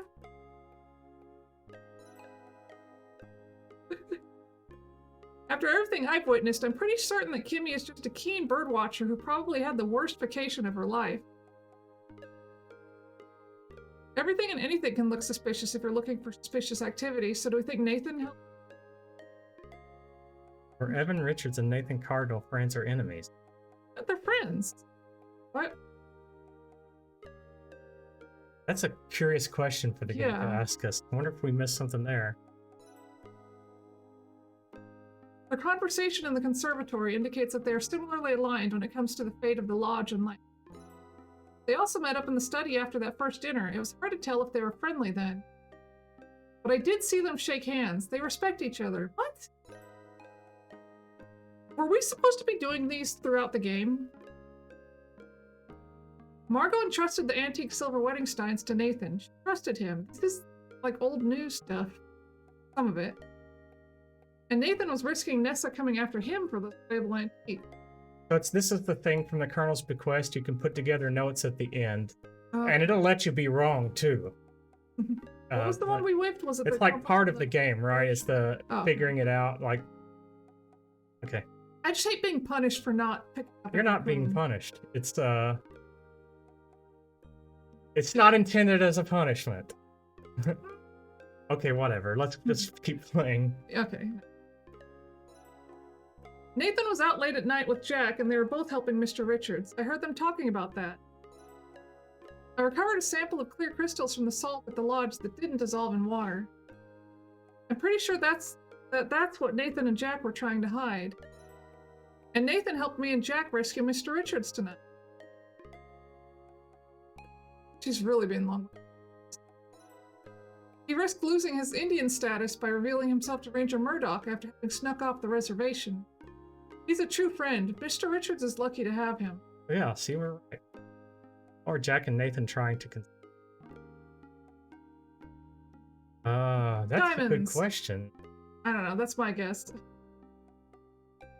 We never did find out, did They we? don't dissolve in salt, or they don't dissolve in water, and she know they're not garnets. Right? Uh,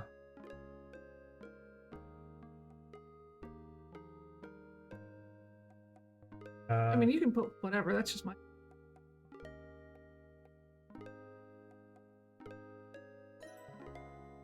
It is possible after all, but so far there's only a hunch based on the samples I've gathered. I'll need to verify my hypothesis when I get back to the museum. I did see Nathan and Jack gathering something shiny from the riverbank. And I recovered this odd salt sample that didn't dissolve in water. These could be diamonds.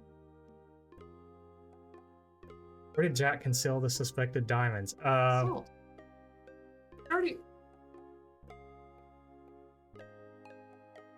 I may have a theory about that, but no proof. Were Margot and Jack having an affair? Ooh.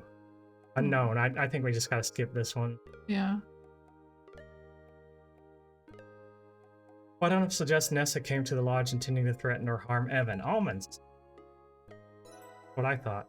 Mr. Richards is allergic to almonds, and Nessa knew that. She brought those Jordan almonds with her and filled that cut crystal bowl in the parlor. Oh, vert as you please. Nessa wasn't just being a rude guest, she was a bully.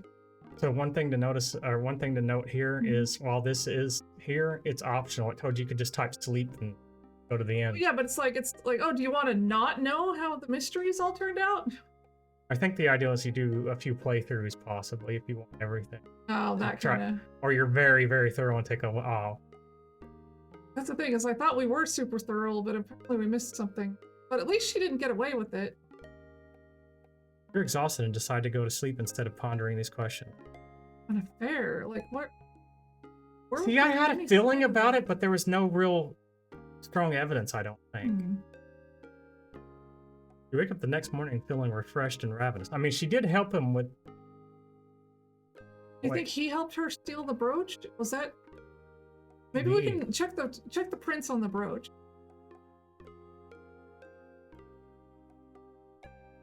As you make your way down the upstairs hallway, I could have just said downstairs, you begin to smell the inviting aromas of coffee and bacon.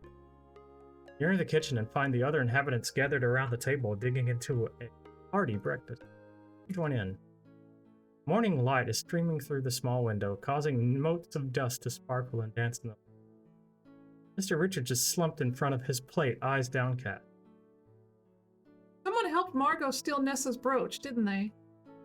An awkward silence descends. No one makes eye contact. I found the brooch in Margot's walk-in closet, pinned on the inside of one of her hats. And that was after Corvus had already looked under those hats. So someone moved the brooch after Margot had passed away.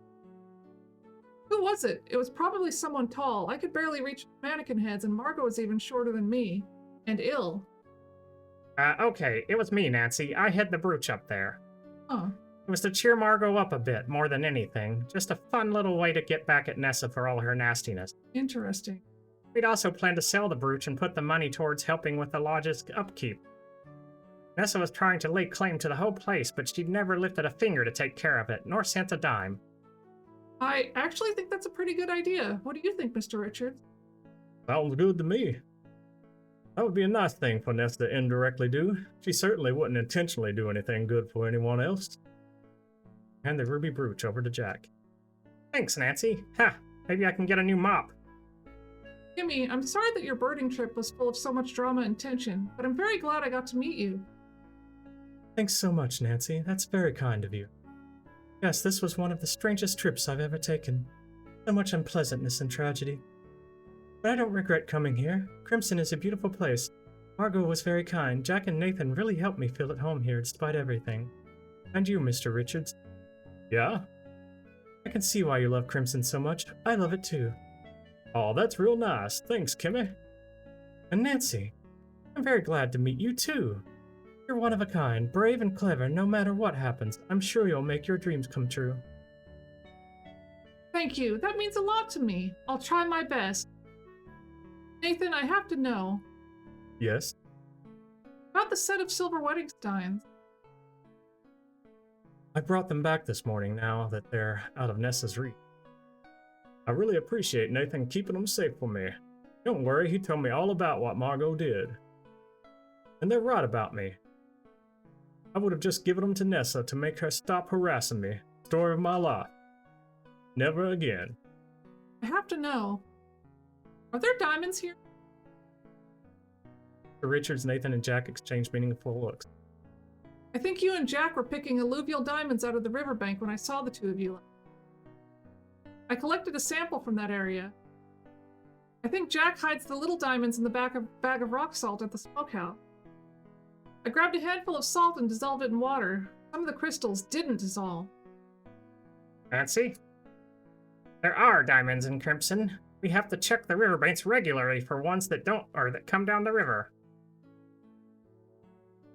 Over time, we've managed to extract most of the gems that are in the ground, but soil erosion also reveals them. Every so often, we gotta go looking for more that have Every so often, we've gotta go looking for more that have appeared. They're easiest to see by moonlight. Evan used to help us. In fact, he used to do it all by himself. Yeah, but it wore my back down, so it's now up to Jack and Nat. Fortunately for us, not many people were around, with a difficult secret to keep even then. Yeah, until that fish swallowed that whopper of a diamond, and that lucky duck fisherman caught it. Nothing but trouble that was. My goodness, I see. Nancy, we know that your field work is very important to you. We certainly can't prevent you from divulging anything you may have discovered here. We can only ask you to think about what that news could mean for Crimson. We like it how it is now. I do too. Me too, and so did Margot. What'll happen now? That'll partially depend upon you, Nancy. You're all pile into Nathan's automobile except for Mr. Richards. There isn't enough room in the floor. Since he'd like some time alone anyway, he gives you and Kimmy a nod, then turns away. As the automobile trundles away from the lodge, crane your neck and take one last look. I'm really going to miss this place in spite of everything. Turn and face forward. The rattling of the rough road makes it hard to think. The only coherent thought you manage to have is, what will you tell your boss? And what could that mean for your future? Thank goodness the bridge has been repaired enough to allow trains to cross it again. Prepared enough? Right? Jesus. Heh. You're traveling light, Nancy. I wouldn't be too concerned. Traveling light thanks to Albert. Except the train isn't light. Right. Okay, Nancy, the train's gonna leave soon. Be well. Oh, but what about you, Kimmy? I've talked it over with Evan, Jack, and Nathan. I think I'll stay on for a bit. It's been so tense here, I want to relax, enjoy the birds, and the fall migration is starting in a few weeks. And the leaves will be changing color. I promised Jack that I'll help with the lodge chores. I'll earn my keep. That's wonderful news. I wish I could stay longer too, but I've got to get back to my job in the city. Good luck, Nancy. I'm going to miss you. Miss you too, Kimmy. Be well. I'll miss all of you. Thanks for letting me stay with you. Please thank Mr. Richards too. We'll let him know. You're made of pretty tough stuff, Nancy. Jack's been telling me how brave you were down in the mine. We're grateful for all you've done here. Goodbye, Nancy. Yeah, bye, Nancy. Now go on, the train's not gonna wait forever. Right.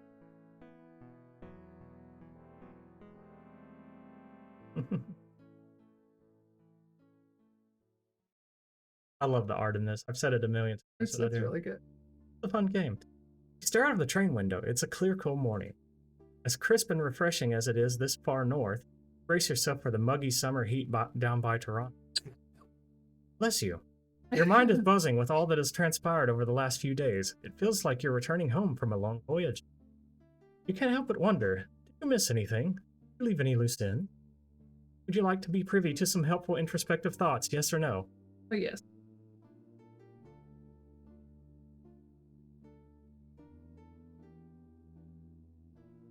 Ponder the thoughts you had the previous night before bed.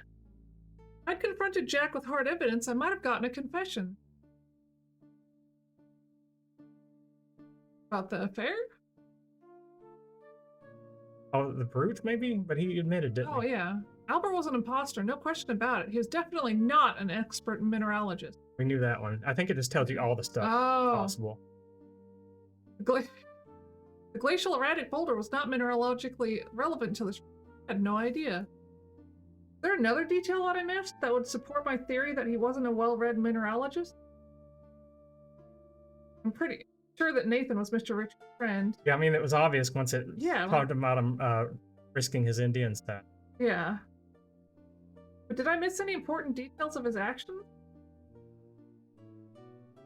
Huh. Hard to say. What about that time that Jack and Nathan met up in the carriage house? Could there have been a way to listen to them discuss things? Could I have hidden? We listened to that conversation? We might have. I think this is giving you all the possible. Oh, okay. What if Nathan was trying to preserve and protect the lodge and land? You did get that feeling, and basically the answer at the table, right? Yeah. Might have sought out Albert's help. I should have kept my eyes and ears open for. Now that we didn't really know about much of their interactions. Yeah. Some of the rock salt melt in water. It's definitely not rock salt. So they What admitted is to it? that. Yeah. I really don't think Margot and Jack were having an affair. Yeah, there was no real clear evidence. Was it ever even raised as a question? Yeah, that I just didn't Maybe it's see- just they realized that people, or the author realized people might think that. Now his prints might have been on the brooch, and we either didn't look or forgot. I think we probably did look. Maybe that was supposed to be a hint. But I wish I was more convinced about that. I unlocked Margot's vanity. Oh! I unlocked Margot's vanity drawers. Maybe I'll learn more if I take a closer look inside. There's that, like, frickin'. It was like an STD treatment. Yeah. Nothing ever happened with that.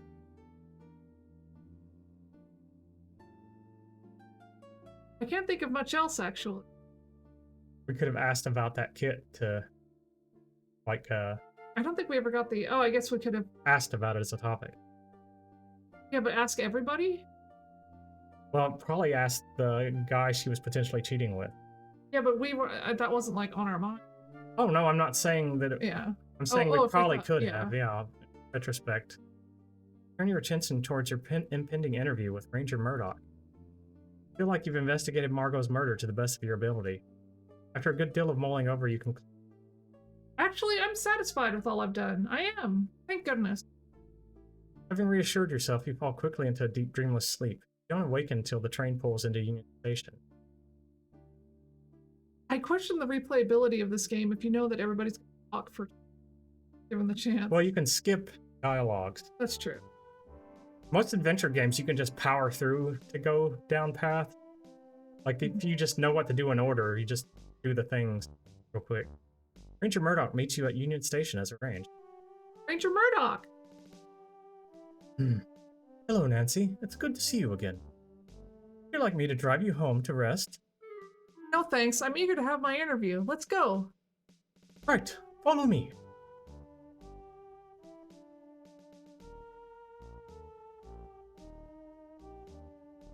You look over at the wanted poster.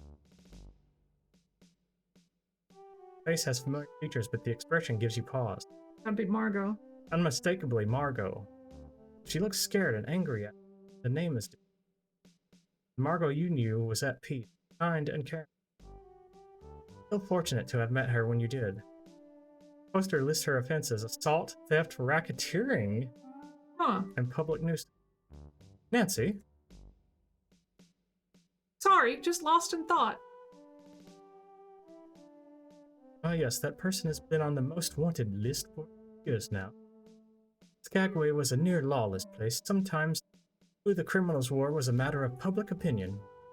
Sometimes if you didn't make friends with the right people, you could get stuck with all sorts of trumped up charges. She looked familiar to you. No, I don't recognize her. Very well, let's begin. Suddenly the door bursts open to reveal your boss, Professor Plummer. Nancy, there you are, welcome back. I'd heard the train had come in. Sir, we're in the middle of a confidential interview. My apologies, I won't be a moment. Nancy, what did you find? Are there diamonds and crimson? I must know. Yes or no? I'm gonna say no. Yeah, that's the.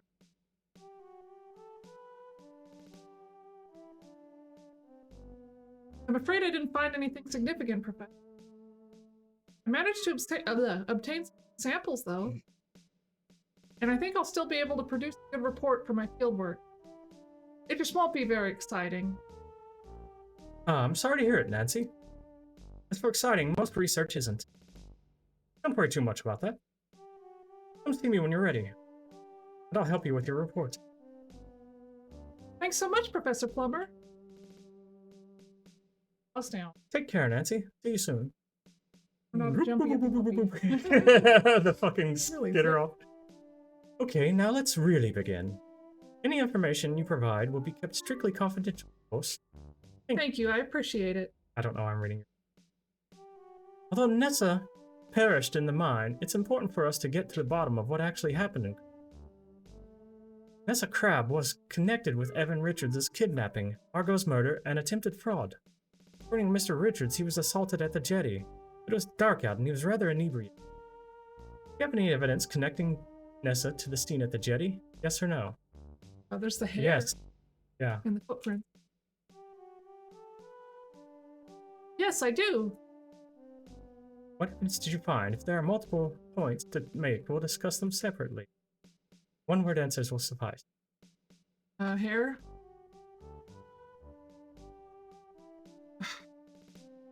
Not sure if that's relevant in this instance. Oh, that's me, I think. I'm not sure if that's relevant in this instance. Do you have anything else to show me that could connect Nessa to the possible crime scene we found at the jetty, yes or no? Footprint? Oh, her fingerprints are on the jar, too. I found Nessa's fingerprint on a shattered crystal decanter at the jetty. It was made of thick glass. It wouldn't have broken from being tipped over or dropped from carrying height. I think Nessa had a confrontation with Evan on the jetty, during which she forcefully threw the down, causing...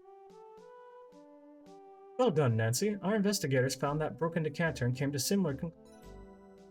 Find anything in areas besides that jetty? That's the Connect hair. Nessa to Evan's kidnapping, yes or no?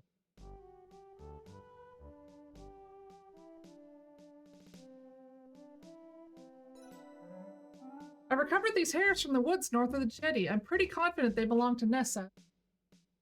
And the long gray-brown hairs. Over to Ranger Murdoch. Wow, our investigators didn't find any hairs. Send someone over to take another look. We took them. 12 of these hairs are intact. That means they needed to be ripped from the scalp with some force. That definitely implies she was part of a struggle in that area.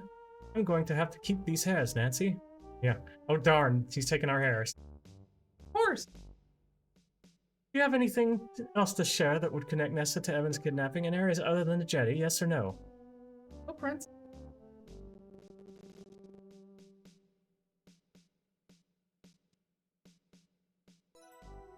I found Nessa's shoe prints in the wooded area near the jetty. How do you know that the shoe prints belong to Nessa? I learned the shoe sizes of everyone at the lodge. She's the only one who wears that size and style of shoe. That's some good detective work. That's you. I tracked Nessa's shoe prints into the smoke. I think that's where she and Corvus temporarily detained Evan until they were ready to take him to the garnet mine. Do you have anything else? Yeah. Almonds?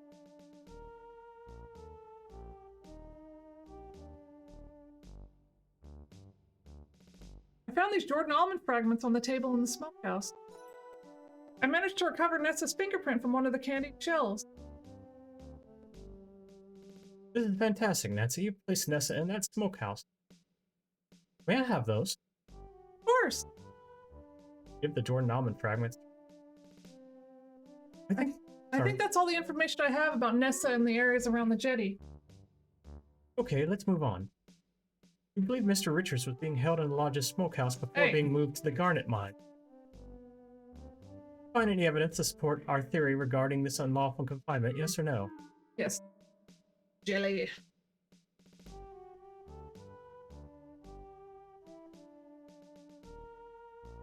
Jam?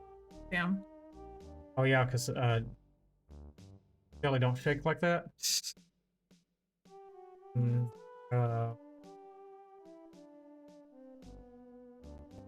Kimball?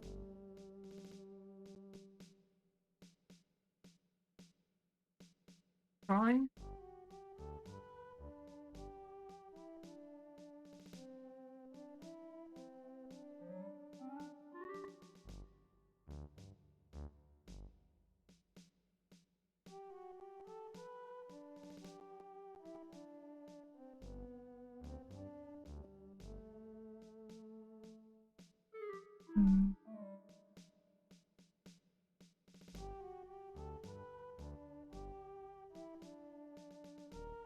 That's the soot.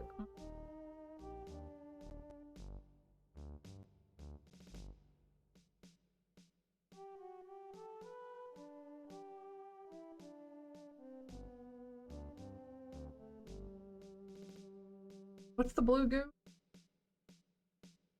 Oh, okay. Button. Can we Oh. find that button in there? I think so. Mention the button.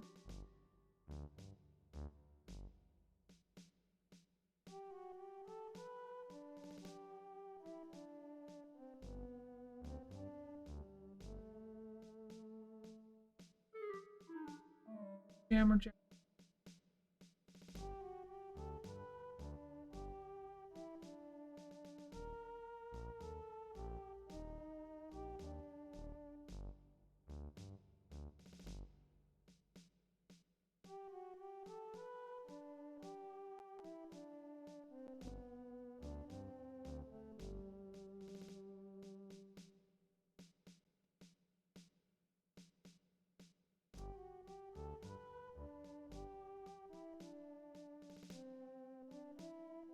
Do we have nothing then?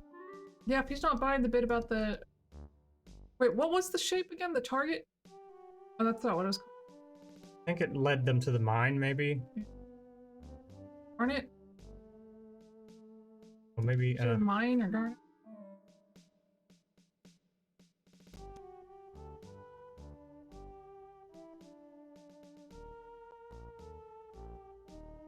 Mine?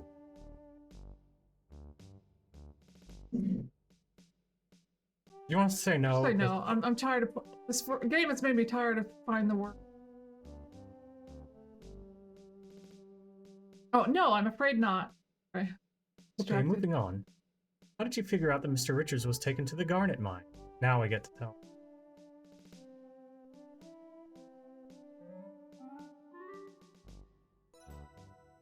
Mr. Richards has used the jam from Jack's thumbprint to draw a hidden...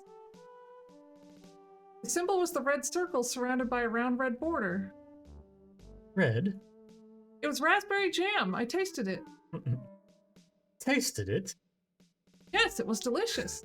The symbol even resembled the thumbprint cookies I learned are called hallongrotta in Sweden.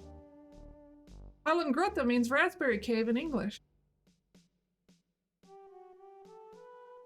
And Raspberry Cave could be a garnet mine. Exactly. Mr. Richards was talking about the garnet mines at dinner on the night I arrived in Crimson. They said they've been deserted for years. It was the perfect place for them to...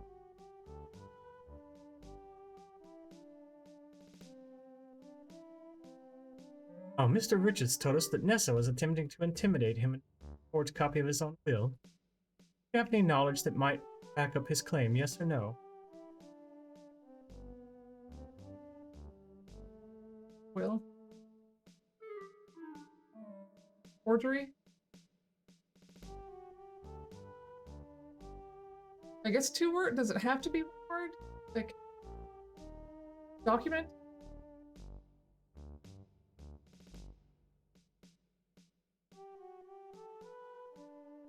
Check the inventory and see what...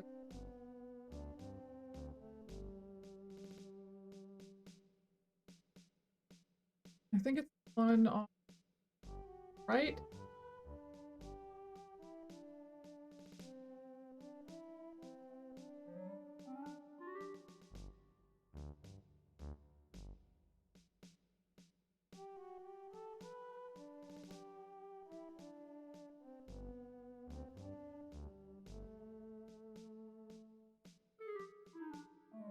Unsigned will?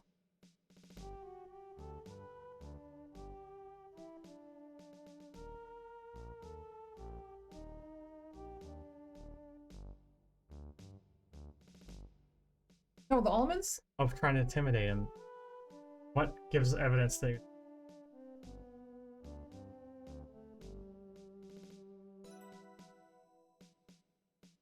Mr. Richards is allergic to almonds and has been since childhood. It is common knowledge, and Nessa brought Jordan almonds with her when she returned to the lodge. I found shattered pieces of Jordan almonds in the smokehouse where I believe Mr. Richards was breathing.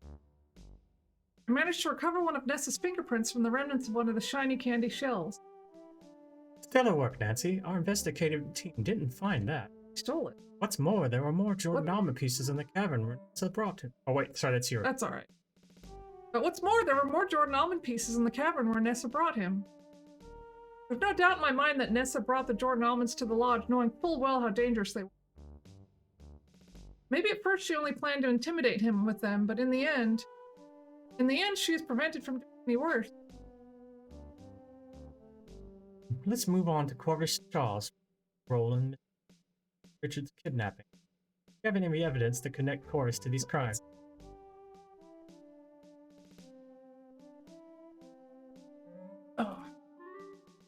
Oh, the button. I found Corvus's shoe prints on the jetty in the woods leading away from the jetty and leading into the smokehouse. The shoe prints on the jetty must have been formed when he stepped into the spilt whiskey, and they were still wet. That suggests to me that he was either present during the abduction of Mr. Richards or soon after. Considering the scuff marks I saw on the jetty, Mr. Richards was dragged away with some force. I doubt Nessa, an elderly lady, could have dragged her brother away with that amount of force.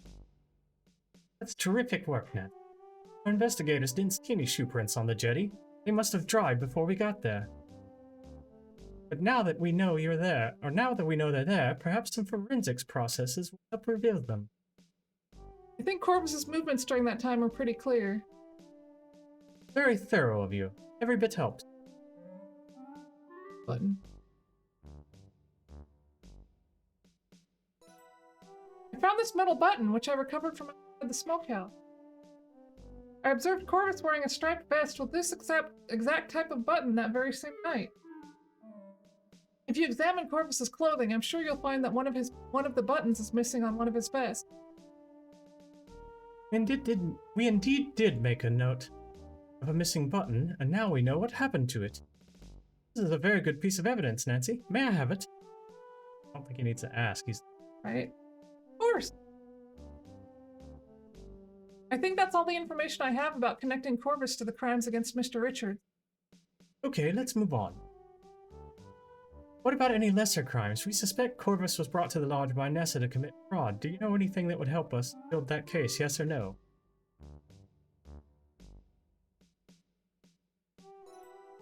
Now I found Mr. Richards' last will and testament in Corvus's satchel. It stated that Nessa was to get everything after his death. Although it hadn't been signed by Mr. Richards, and the writing was in Corvus's hand. That seemed pretty fishy to me. Very interesting. Do you happen to have that document? I do. Here you go. Hand the questionable document over to the ranger.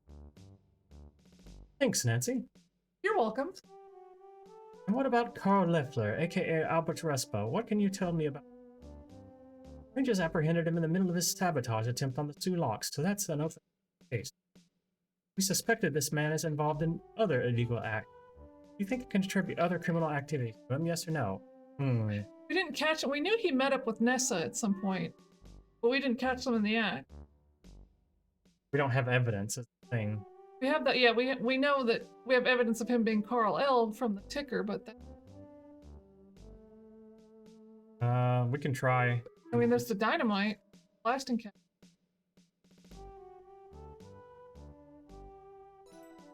I think Carl sabotaged the train bridge.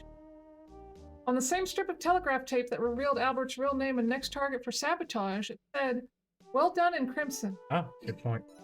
I found a stick of dynamite under his bed. I think it rolled there when he was packing to hurriedly leave the lodge. On the way to the lodge on that first night in Crimson, Jack commented on how heavy Carl's set of luggage was. I just want to point out how good her expression is for thinking while doing this.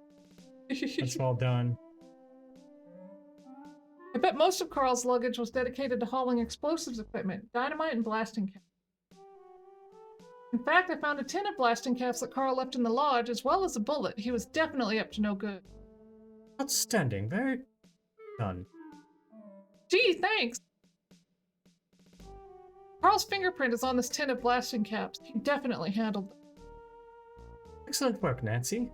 I have the tin. It's very compelling evidence. Of course. Here you go. And the tin of blasting caps over to Ranger Murdoch. Carl knew to store the dynamite separately from the blasting caps. He probably had training with explosives, or at least some prior knowledge. And I'm almost certain that if rangers search the immediate area around the bridge, they'll find discarded luggage, possibly part of the same set, with explosives residue inside. This is very helpful information. We originally suspected Leffler of sabotage, and thought to search for luggage that matches the set he was carrying when we arrested him at the Stew Locks. That would be a very compelling connection to make. Find such an item. Speaking of items, do you happen to have this telegraph tape? I do. Here you go. Give the telegraph tape to Ranger Murdoch. Thanks, Am I Nancy. gonna have any inventory left when you're done, Murdoch? I mean, it's not like she needs it. You have the bullet you discovered. Absolutely. Here it is. Hand the bullet to Ranger Murdoch. We totally Nancy. stole a bunch of like flatware, or what do you call it? Oh yeah, he probably won't get those from us, huh? Yeah, we got a bunch of Like a mug, a glasses plate. and plates. Yeah. You have something else you'd like to tell me about Leffler? Just say no. If you have nothing else to say no, and There's I'll ask about The something else. mineralogical report, but is that important? Fascinating. You wouldn't have to have that field report, would you?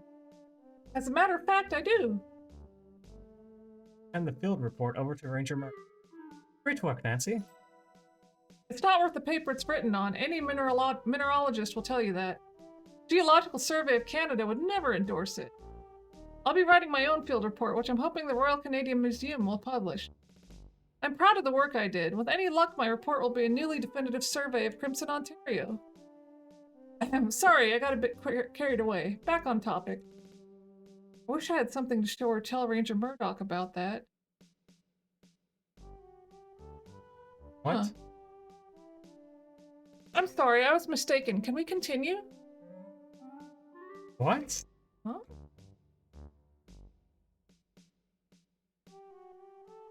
That's confusing. Of course. Maybe it's a bug. Oh. You have something else you'd like to tell me about Leffler?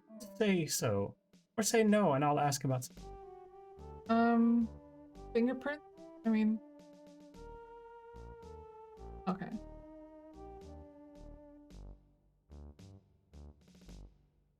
No, I don't think so.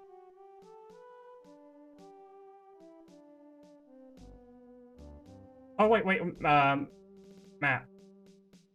Oh, Uh, 2 blocks.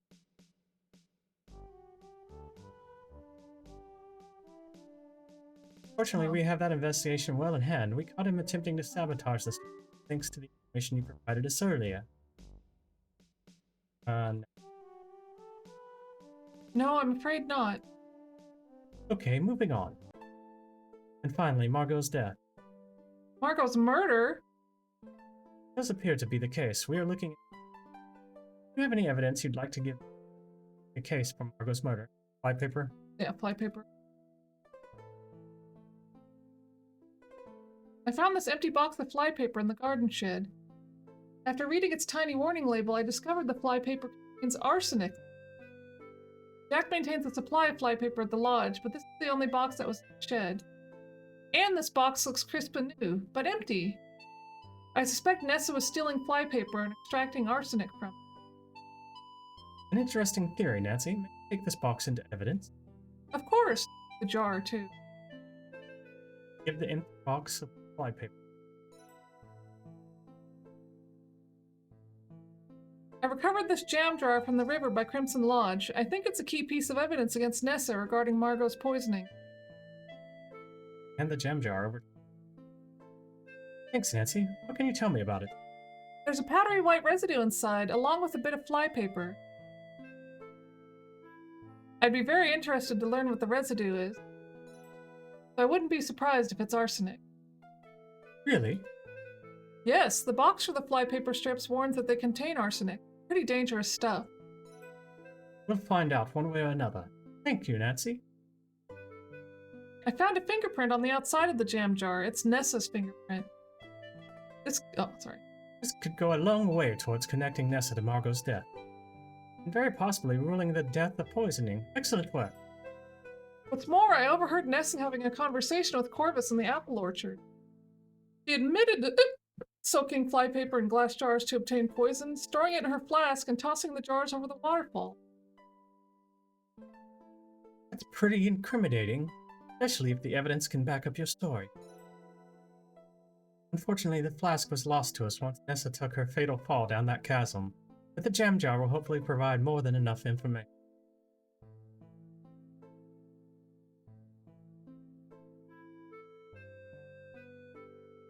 Oh, what about the picture? We just stole. Oh yeah, the picture. Have the picture that we don't have the picture, but last. No, the glass was for listening. There was a couple glasses. I saw Nessa bring a jug and drinking glass to Margot's boudoir. That struck me as suspicious because there was no love lost between them. Later, after some of the water evaporated, a white residue was left. Yes, that is very suspicious. May I have this, Nancy? Oh, that was one of the glasses. Our lab okay. will want to analyze it. Here you go. You hand Margot's drinking glass Okay, I over to thought that was Ranger the Murdoch. listening glass.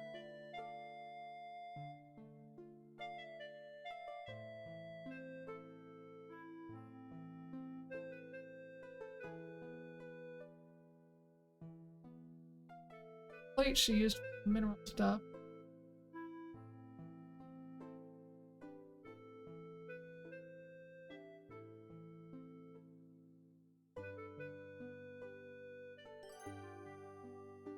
What? Must get that anytime. Do not look at that sample.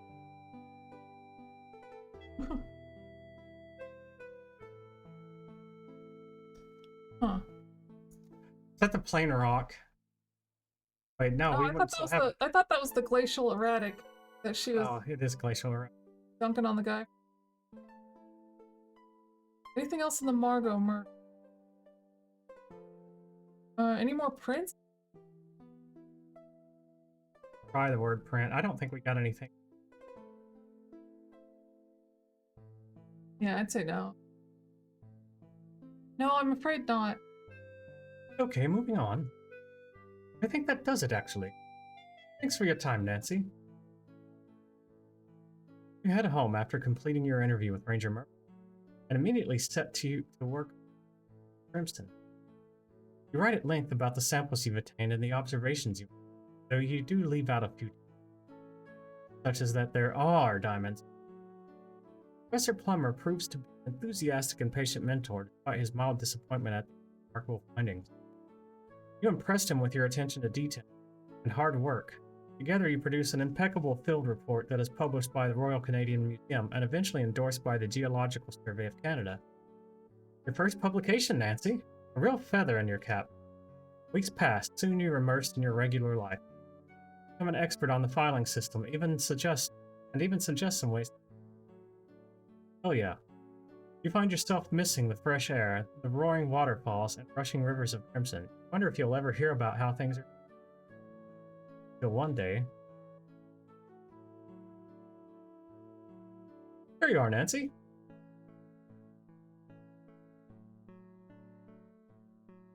Thought today's newspaper might be of interest to you.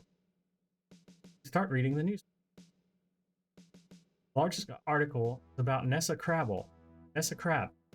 Rather unflattering posthumous profile that delves into her various misdeeds and labels her the Crimson Villainess. The article describes the kidnapping of her own brother and the murder of his paramour as well. Most of the information is taken from statements given by the investigating rangers as well as details you supplied to Ranger Murdoch during. You're not mentioned by name. You're relieved.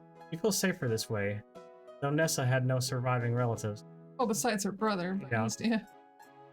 The same article states that Corvus Shaw is being charged in connection with Margot's murder as well as Richard, kidnapping, assault, and attempted fraud. You're relieved to see no other mention of Crimson anywhere, not even in the smallest news. Figure no news is good news. No mention at all about Albert, Carlos, and such sabotage of his two locks. Thanks for the follow. Read it. Only that there will be minor delays due to route. They probably want to make sure there aren't any more explosive devices in and around the locks. Had Albert succeeded... You shudder to think of it. You skim the rest of the newspaper, but nothing else catches your... That's a relief, I suppose.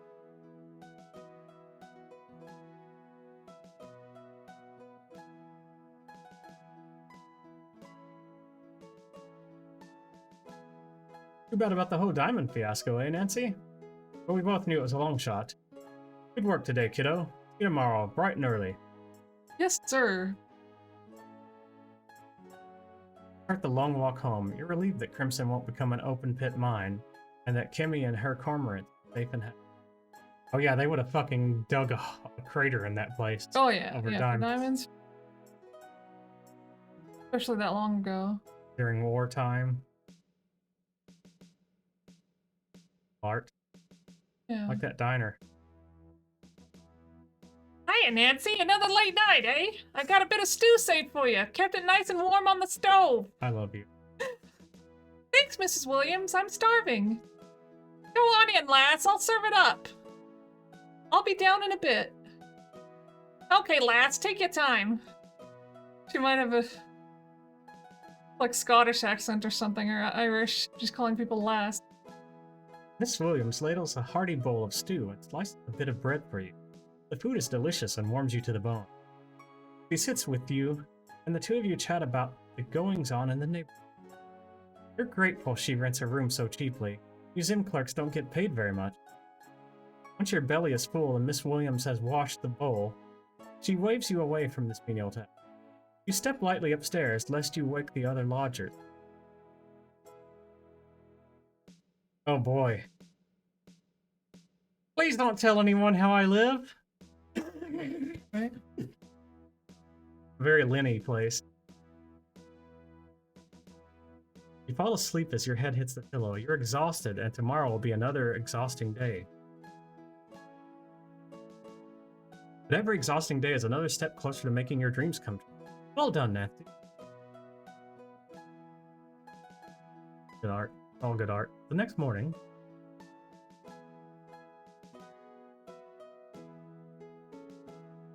pick up the envelope from Mr. Richards. There's a bit of bulk to it.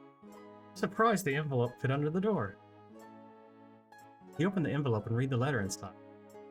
The letter reads, Dear Nancy, I hope you're well. Me and Jack are doing well, and so's Kimmy. He's been helping out around the lodge. I'm grateful. Kimmy still plans on staying on to see what the fall bird migration will look like in Crimson. I've told her about the birds I've seen in previous years. You're a good soul. Now that things have calmed down and I've had time to rest and think on things, I wanted to say thank you. Got no doubt you'll make your way in this world and succeed on your own terms. Thank you especially for caring about what happened to Margot and doing something about it. What happened down in that mine? Well, I hope you've moved on from that. I have. I'm just relieved that Nessa will never intrude on my life ever again. Thanks. My gal Margot lived a whole other life before. I know all about it. She told me.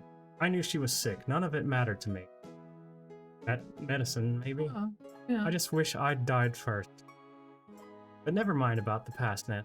Let's talk about the future. Margot was a very successful businesswoman up in Skagway, which is what brought her unwanted attention from unsavory people.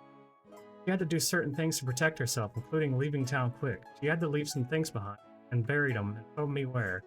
Now I'm telling you where. If you're up for an adventure, seek out what she buried. It's all yours. Earned it, but wait for spring to set in. Take the time to plan. Skagway's a long way away, so I've enclosed something to help pay your way there. Take it to a jeweler with deep pockets and sell it. If you'd rather not make the trek to Skagway, sell it and use it to pay for your education, your dreams, or just enjoy life. It's up to you. Nathan sends his regards, which reminds me. I've already transferred ownership of the lodge and lands to Nathan. I should have done that a long time ago. I'm living in his house now. We all are. They are friends. Knew it. Take care, Nancy. You're welcome at the lodge anytime. Nathan says so, and so do I. Signed, Evan. You unwrap the little bundle of cloth and are stunned to find yourself holding Margot's white garnet necklace. White garnet. Oh! Oh, this probably isn't a garnet. Can't resist the call to adventure. Sell the necklace and spend the bleak, monotonous winter months in the city planning your trip up to Skagway. At long last, the weather becomes warmer. You book a train out west. By the time you arrive in Vancouver, it's the start of summer. You manage to book passage on a large fishing vessel through the Georgia Strait, coast of British Columbia, and into Alaska. From there, it's a quick jaunt up the Lynn Canal on a smaller fishing vessel into Skagway proper. Fisherman drops you off the dock, bright and early, and tells you he'll pick you up at the end of his workday, after which you'll spend the night in Juneau. You head into the wilderness, fending off the largest black flies you've ever seen. Eventually, you find the spot that Evan described in his letter.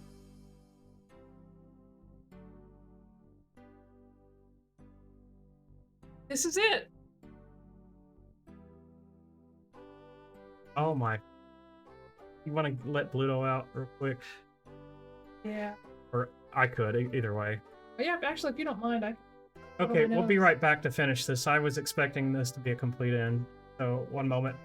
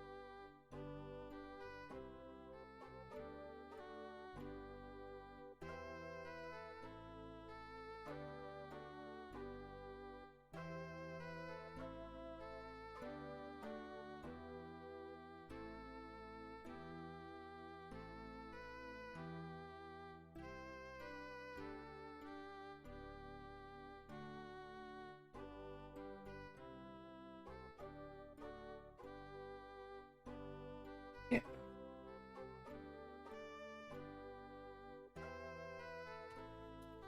We unmuted? Yes. Oh. You got under the bush. Okay.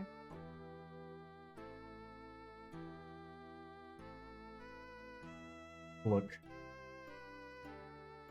While the area close to Skagway's dock was broken down and abandoned, this area is resplendent with natural beauty.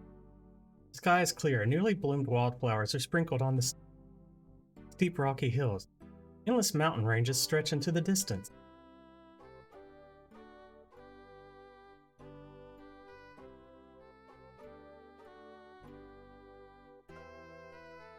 So we already got a giant diamond. What is this going to be? Excitedly use your trowel to dig under the bush. You don't have to dig very far down before you hit a wooden cigar box. Inside the cigar box, you find a purple velvet drawstring bag with an envelope. There's a letter inside the envelope. Unfold it and start reading aloud.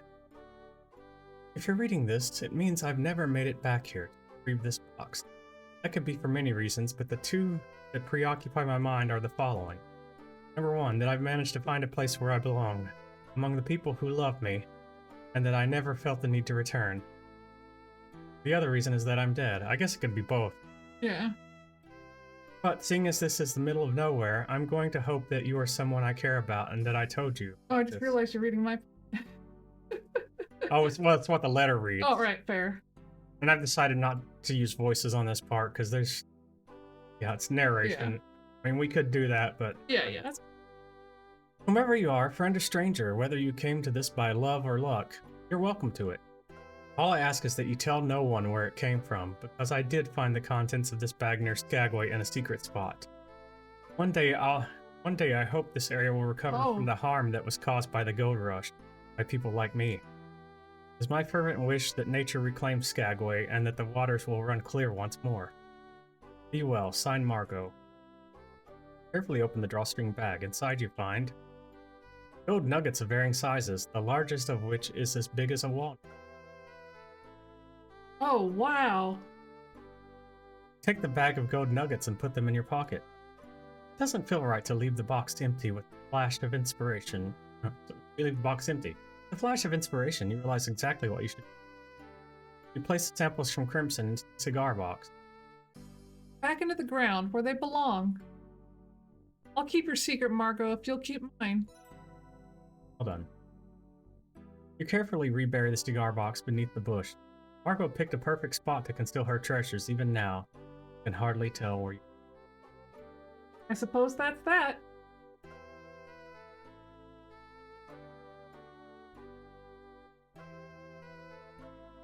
You take one last look at the mountains and rolling hills and wonder what Margot was thinking and how she was feeling as she stood in the... I wish I could have told you about the peaceful, beautiful place you'd find and the people you'd meet who'd care about you. Goodbye, Margot. Goodbye. Trek back to the dilapidated dock. The fisherman is waiting for you. His net's full of halibut. You thank him for waiting. Tell him you had a lovely hike and his vessel. It's time to go. Very good. Couldn't resist keeping one of the blazingly bright red crystals. Neat shot. Yeah. You did a good job with sussing out the motives and actions of the other guests. You missed the mark on a few. You scored 16 points out of 24 during your pre-departure pondering. You performed satisfactory during your interview with the ranger, but you could have been more helpful. You scored 15 points out of 19 during your interview. That's pretty good, actually. I'd say so. You did pretty well in your investigation and reporting of Margot's death. You scored 6 out of 8 for your Margot investigation. Good. Carl Leffler, aka Albert Respa, was tried and found guilty of sabotage of the railway bridge, attempted sabotage of the Sulaks, espionage, fraud, theft, and a litany of minor charges. He was incarcerated at Kingston Penitentiary until his death 12 years later of a heart attack. The Sulaks were patrolled by the Northwest Mounted Police for the duration of the Great War, and no other sabotage attempts were made. Thanks to this vigilance, Canadian supply lines along the Great Lake waterways remained uninterrupted. This played an important part in the Commonwealth war efforts and crucially contributed to the Allied victory. Corvus Shaw was found guilty of being an accomplice in Evans' kidnapping, forgery, and attempted fraud. You helped clear him of charges involving Margot's death because you've been privy to the conversation he'd had with Nessa in the orchard. He was disbarred and served 5 years in medium security prison. Upon release, grateful for your assistance in partially clearing his name, he dedicated himself to community service. Margot was laid to rest in Crimson's lushly overgrown cemetery. and an informal service attended by Evan, Jack, Nathan, and Kimmy. It was a consolation to the attendees that Nessa was brought to justice for all her crimes. Kimmy Kashiro stayed on the lodge until after that autumn migration of birds, and she returned to Vancouver to be with her family. From then on, she'd visit Crimson for the spring and autumn migration, as well as the cormorant's nesting season every summer. Jack remained at the lodge, continuing to take care of it after Evan legally transferred the lodge and lands to Nathan Cardinal and his family. When Jack became old and creaky, the Cardinals in turn took care of him. Nathan Cardinal and Evan Richards arranged the transfer of the lodge and lands to the Cardinal family, effective immediately. Considering recent events, they agreed it was a good idea. The secret of the Crimson Diamonds remained hidden. Nessa Crab's body was never recovered from the Garnet Mine. You wonder if it would have been better for Nessa to face justice for her crimes. But what's done is done. You still see her enraged, fire-lit face falling into the darkness in your dreams. At least Evan could sleep easier, and he was able to live the rest of his life in peace. Evan Richards peacefully lived the rest of his days in beloved lodge. Upon his death, he was buried alongside Margot and his parents in Crimson, which is exactly what he wanted. I wonder how he felt about you letting Nessa fall to her death. In your dreams, you can sometimes still see her enraged face falling in the darkness. Part of you wishes that you'd been able to bring her to justice. You had a pretty strong case against her. Continue working diligently as a clerk at the Royal Canadian Museum. Eventually, you are accepted at the University of Toronto in the Department of Geology and Paleontology. Graduate. Professor Plummer spoke highly of your fieldwork in Crimson in his recommendation. Although your findings weren't revolutionary, he tells you that impeccable, exhaustive work regardless of bedrock of any scientific discipline. That he's very proud of you. A few months later, you receive a letter from Ranger Murdoch praising your investigative prowess and tenacity in bringing Margot's killer to justice and helping to foil the sabotage attempt at Stu Locks. He says you're a natural detective and that he hopes your paths will cross again someday. Thanks for playing. Well, that was a fun game. Yeah. I liked it. I'm glad we did that together. The pedantry of it at some points, or whatever you would call it, like... I think it's hard to cover every possible answer in a text parser. Thank you, Lelouch. Yeah, thanks. Yeah, just... I think you gotta give some slack when you consider the complexity of making a text parser game. Yeah, it was just mad. I think it's much more friendly than other games I know earlier periods. Like the most recent one, what with the footprints? Or we knew it was something with the footprints and we just... Examine instead of look, but Examine was pretty well established. Probably in the help notes too, I think.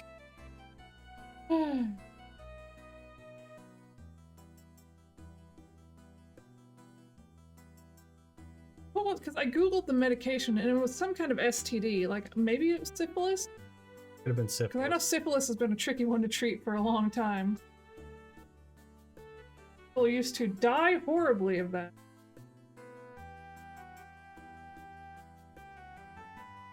Really, really horribly. It's like, yeah, we had a good case against Nessa, but we didn't have the thing to secure her. Yeah, like some other rope that we missed? Because we tried to get the rope back after we secured ourselves to I the think tree. it would have given it to us if we did it before we left for the mine. Yeah. Maybe. But I also feel like that point in the game, unless you're really patient, you're just like, okay, I'm ready to be in the next act, because that was a long act. Yeah, that's the thing. It's like... Always loved typing bad words in text parser games, same.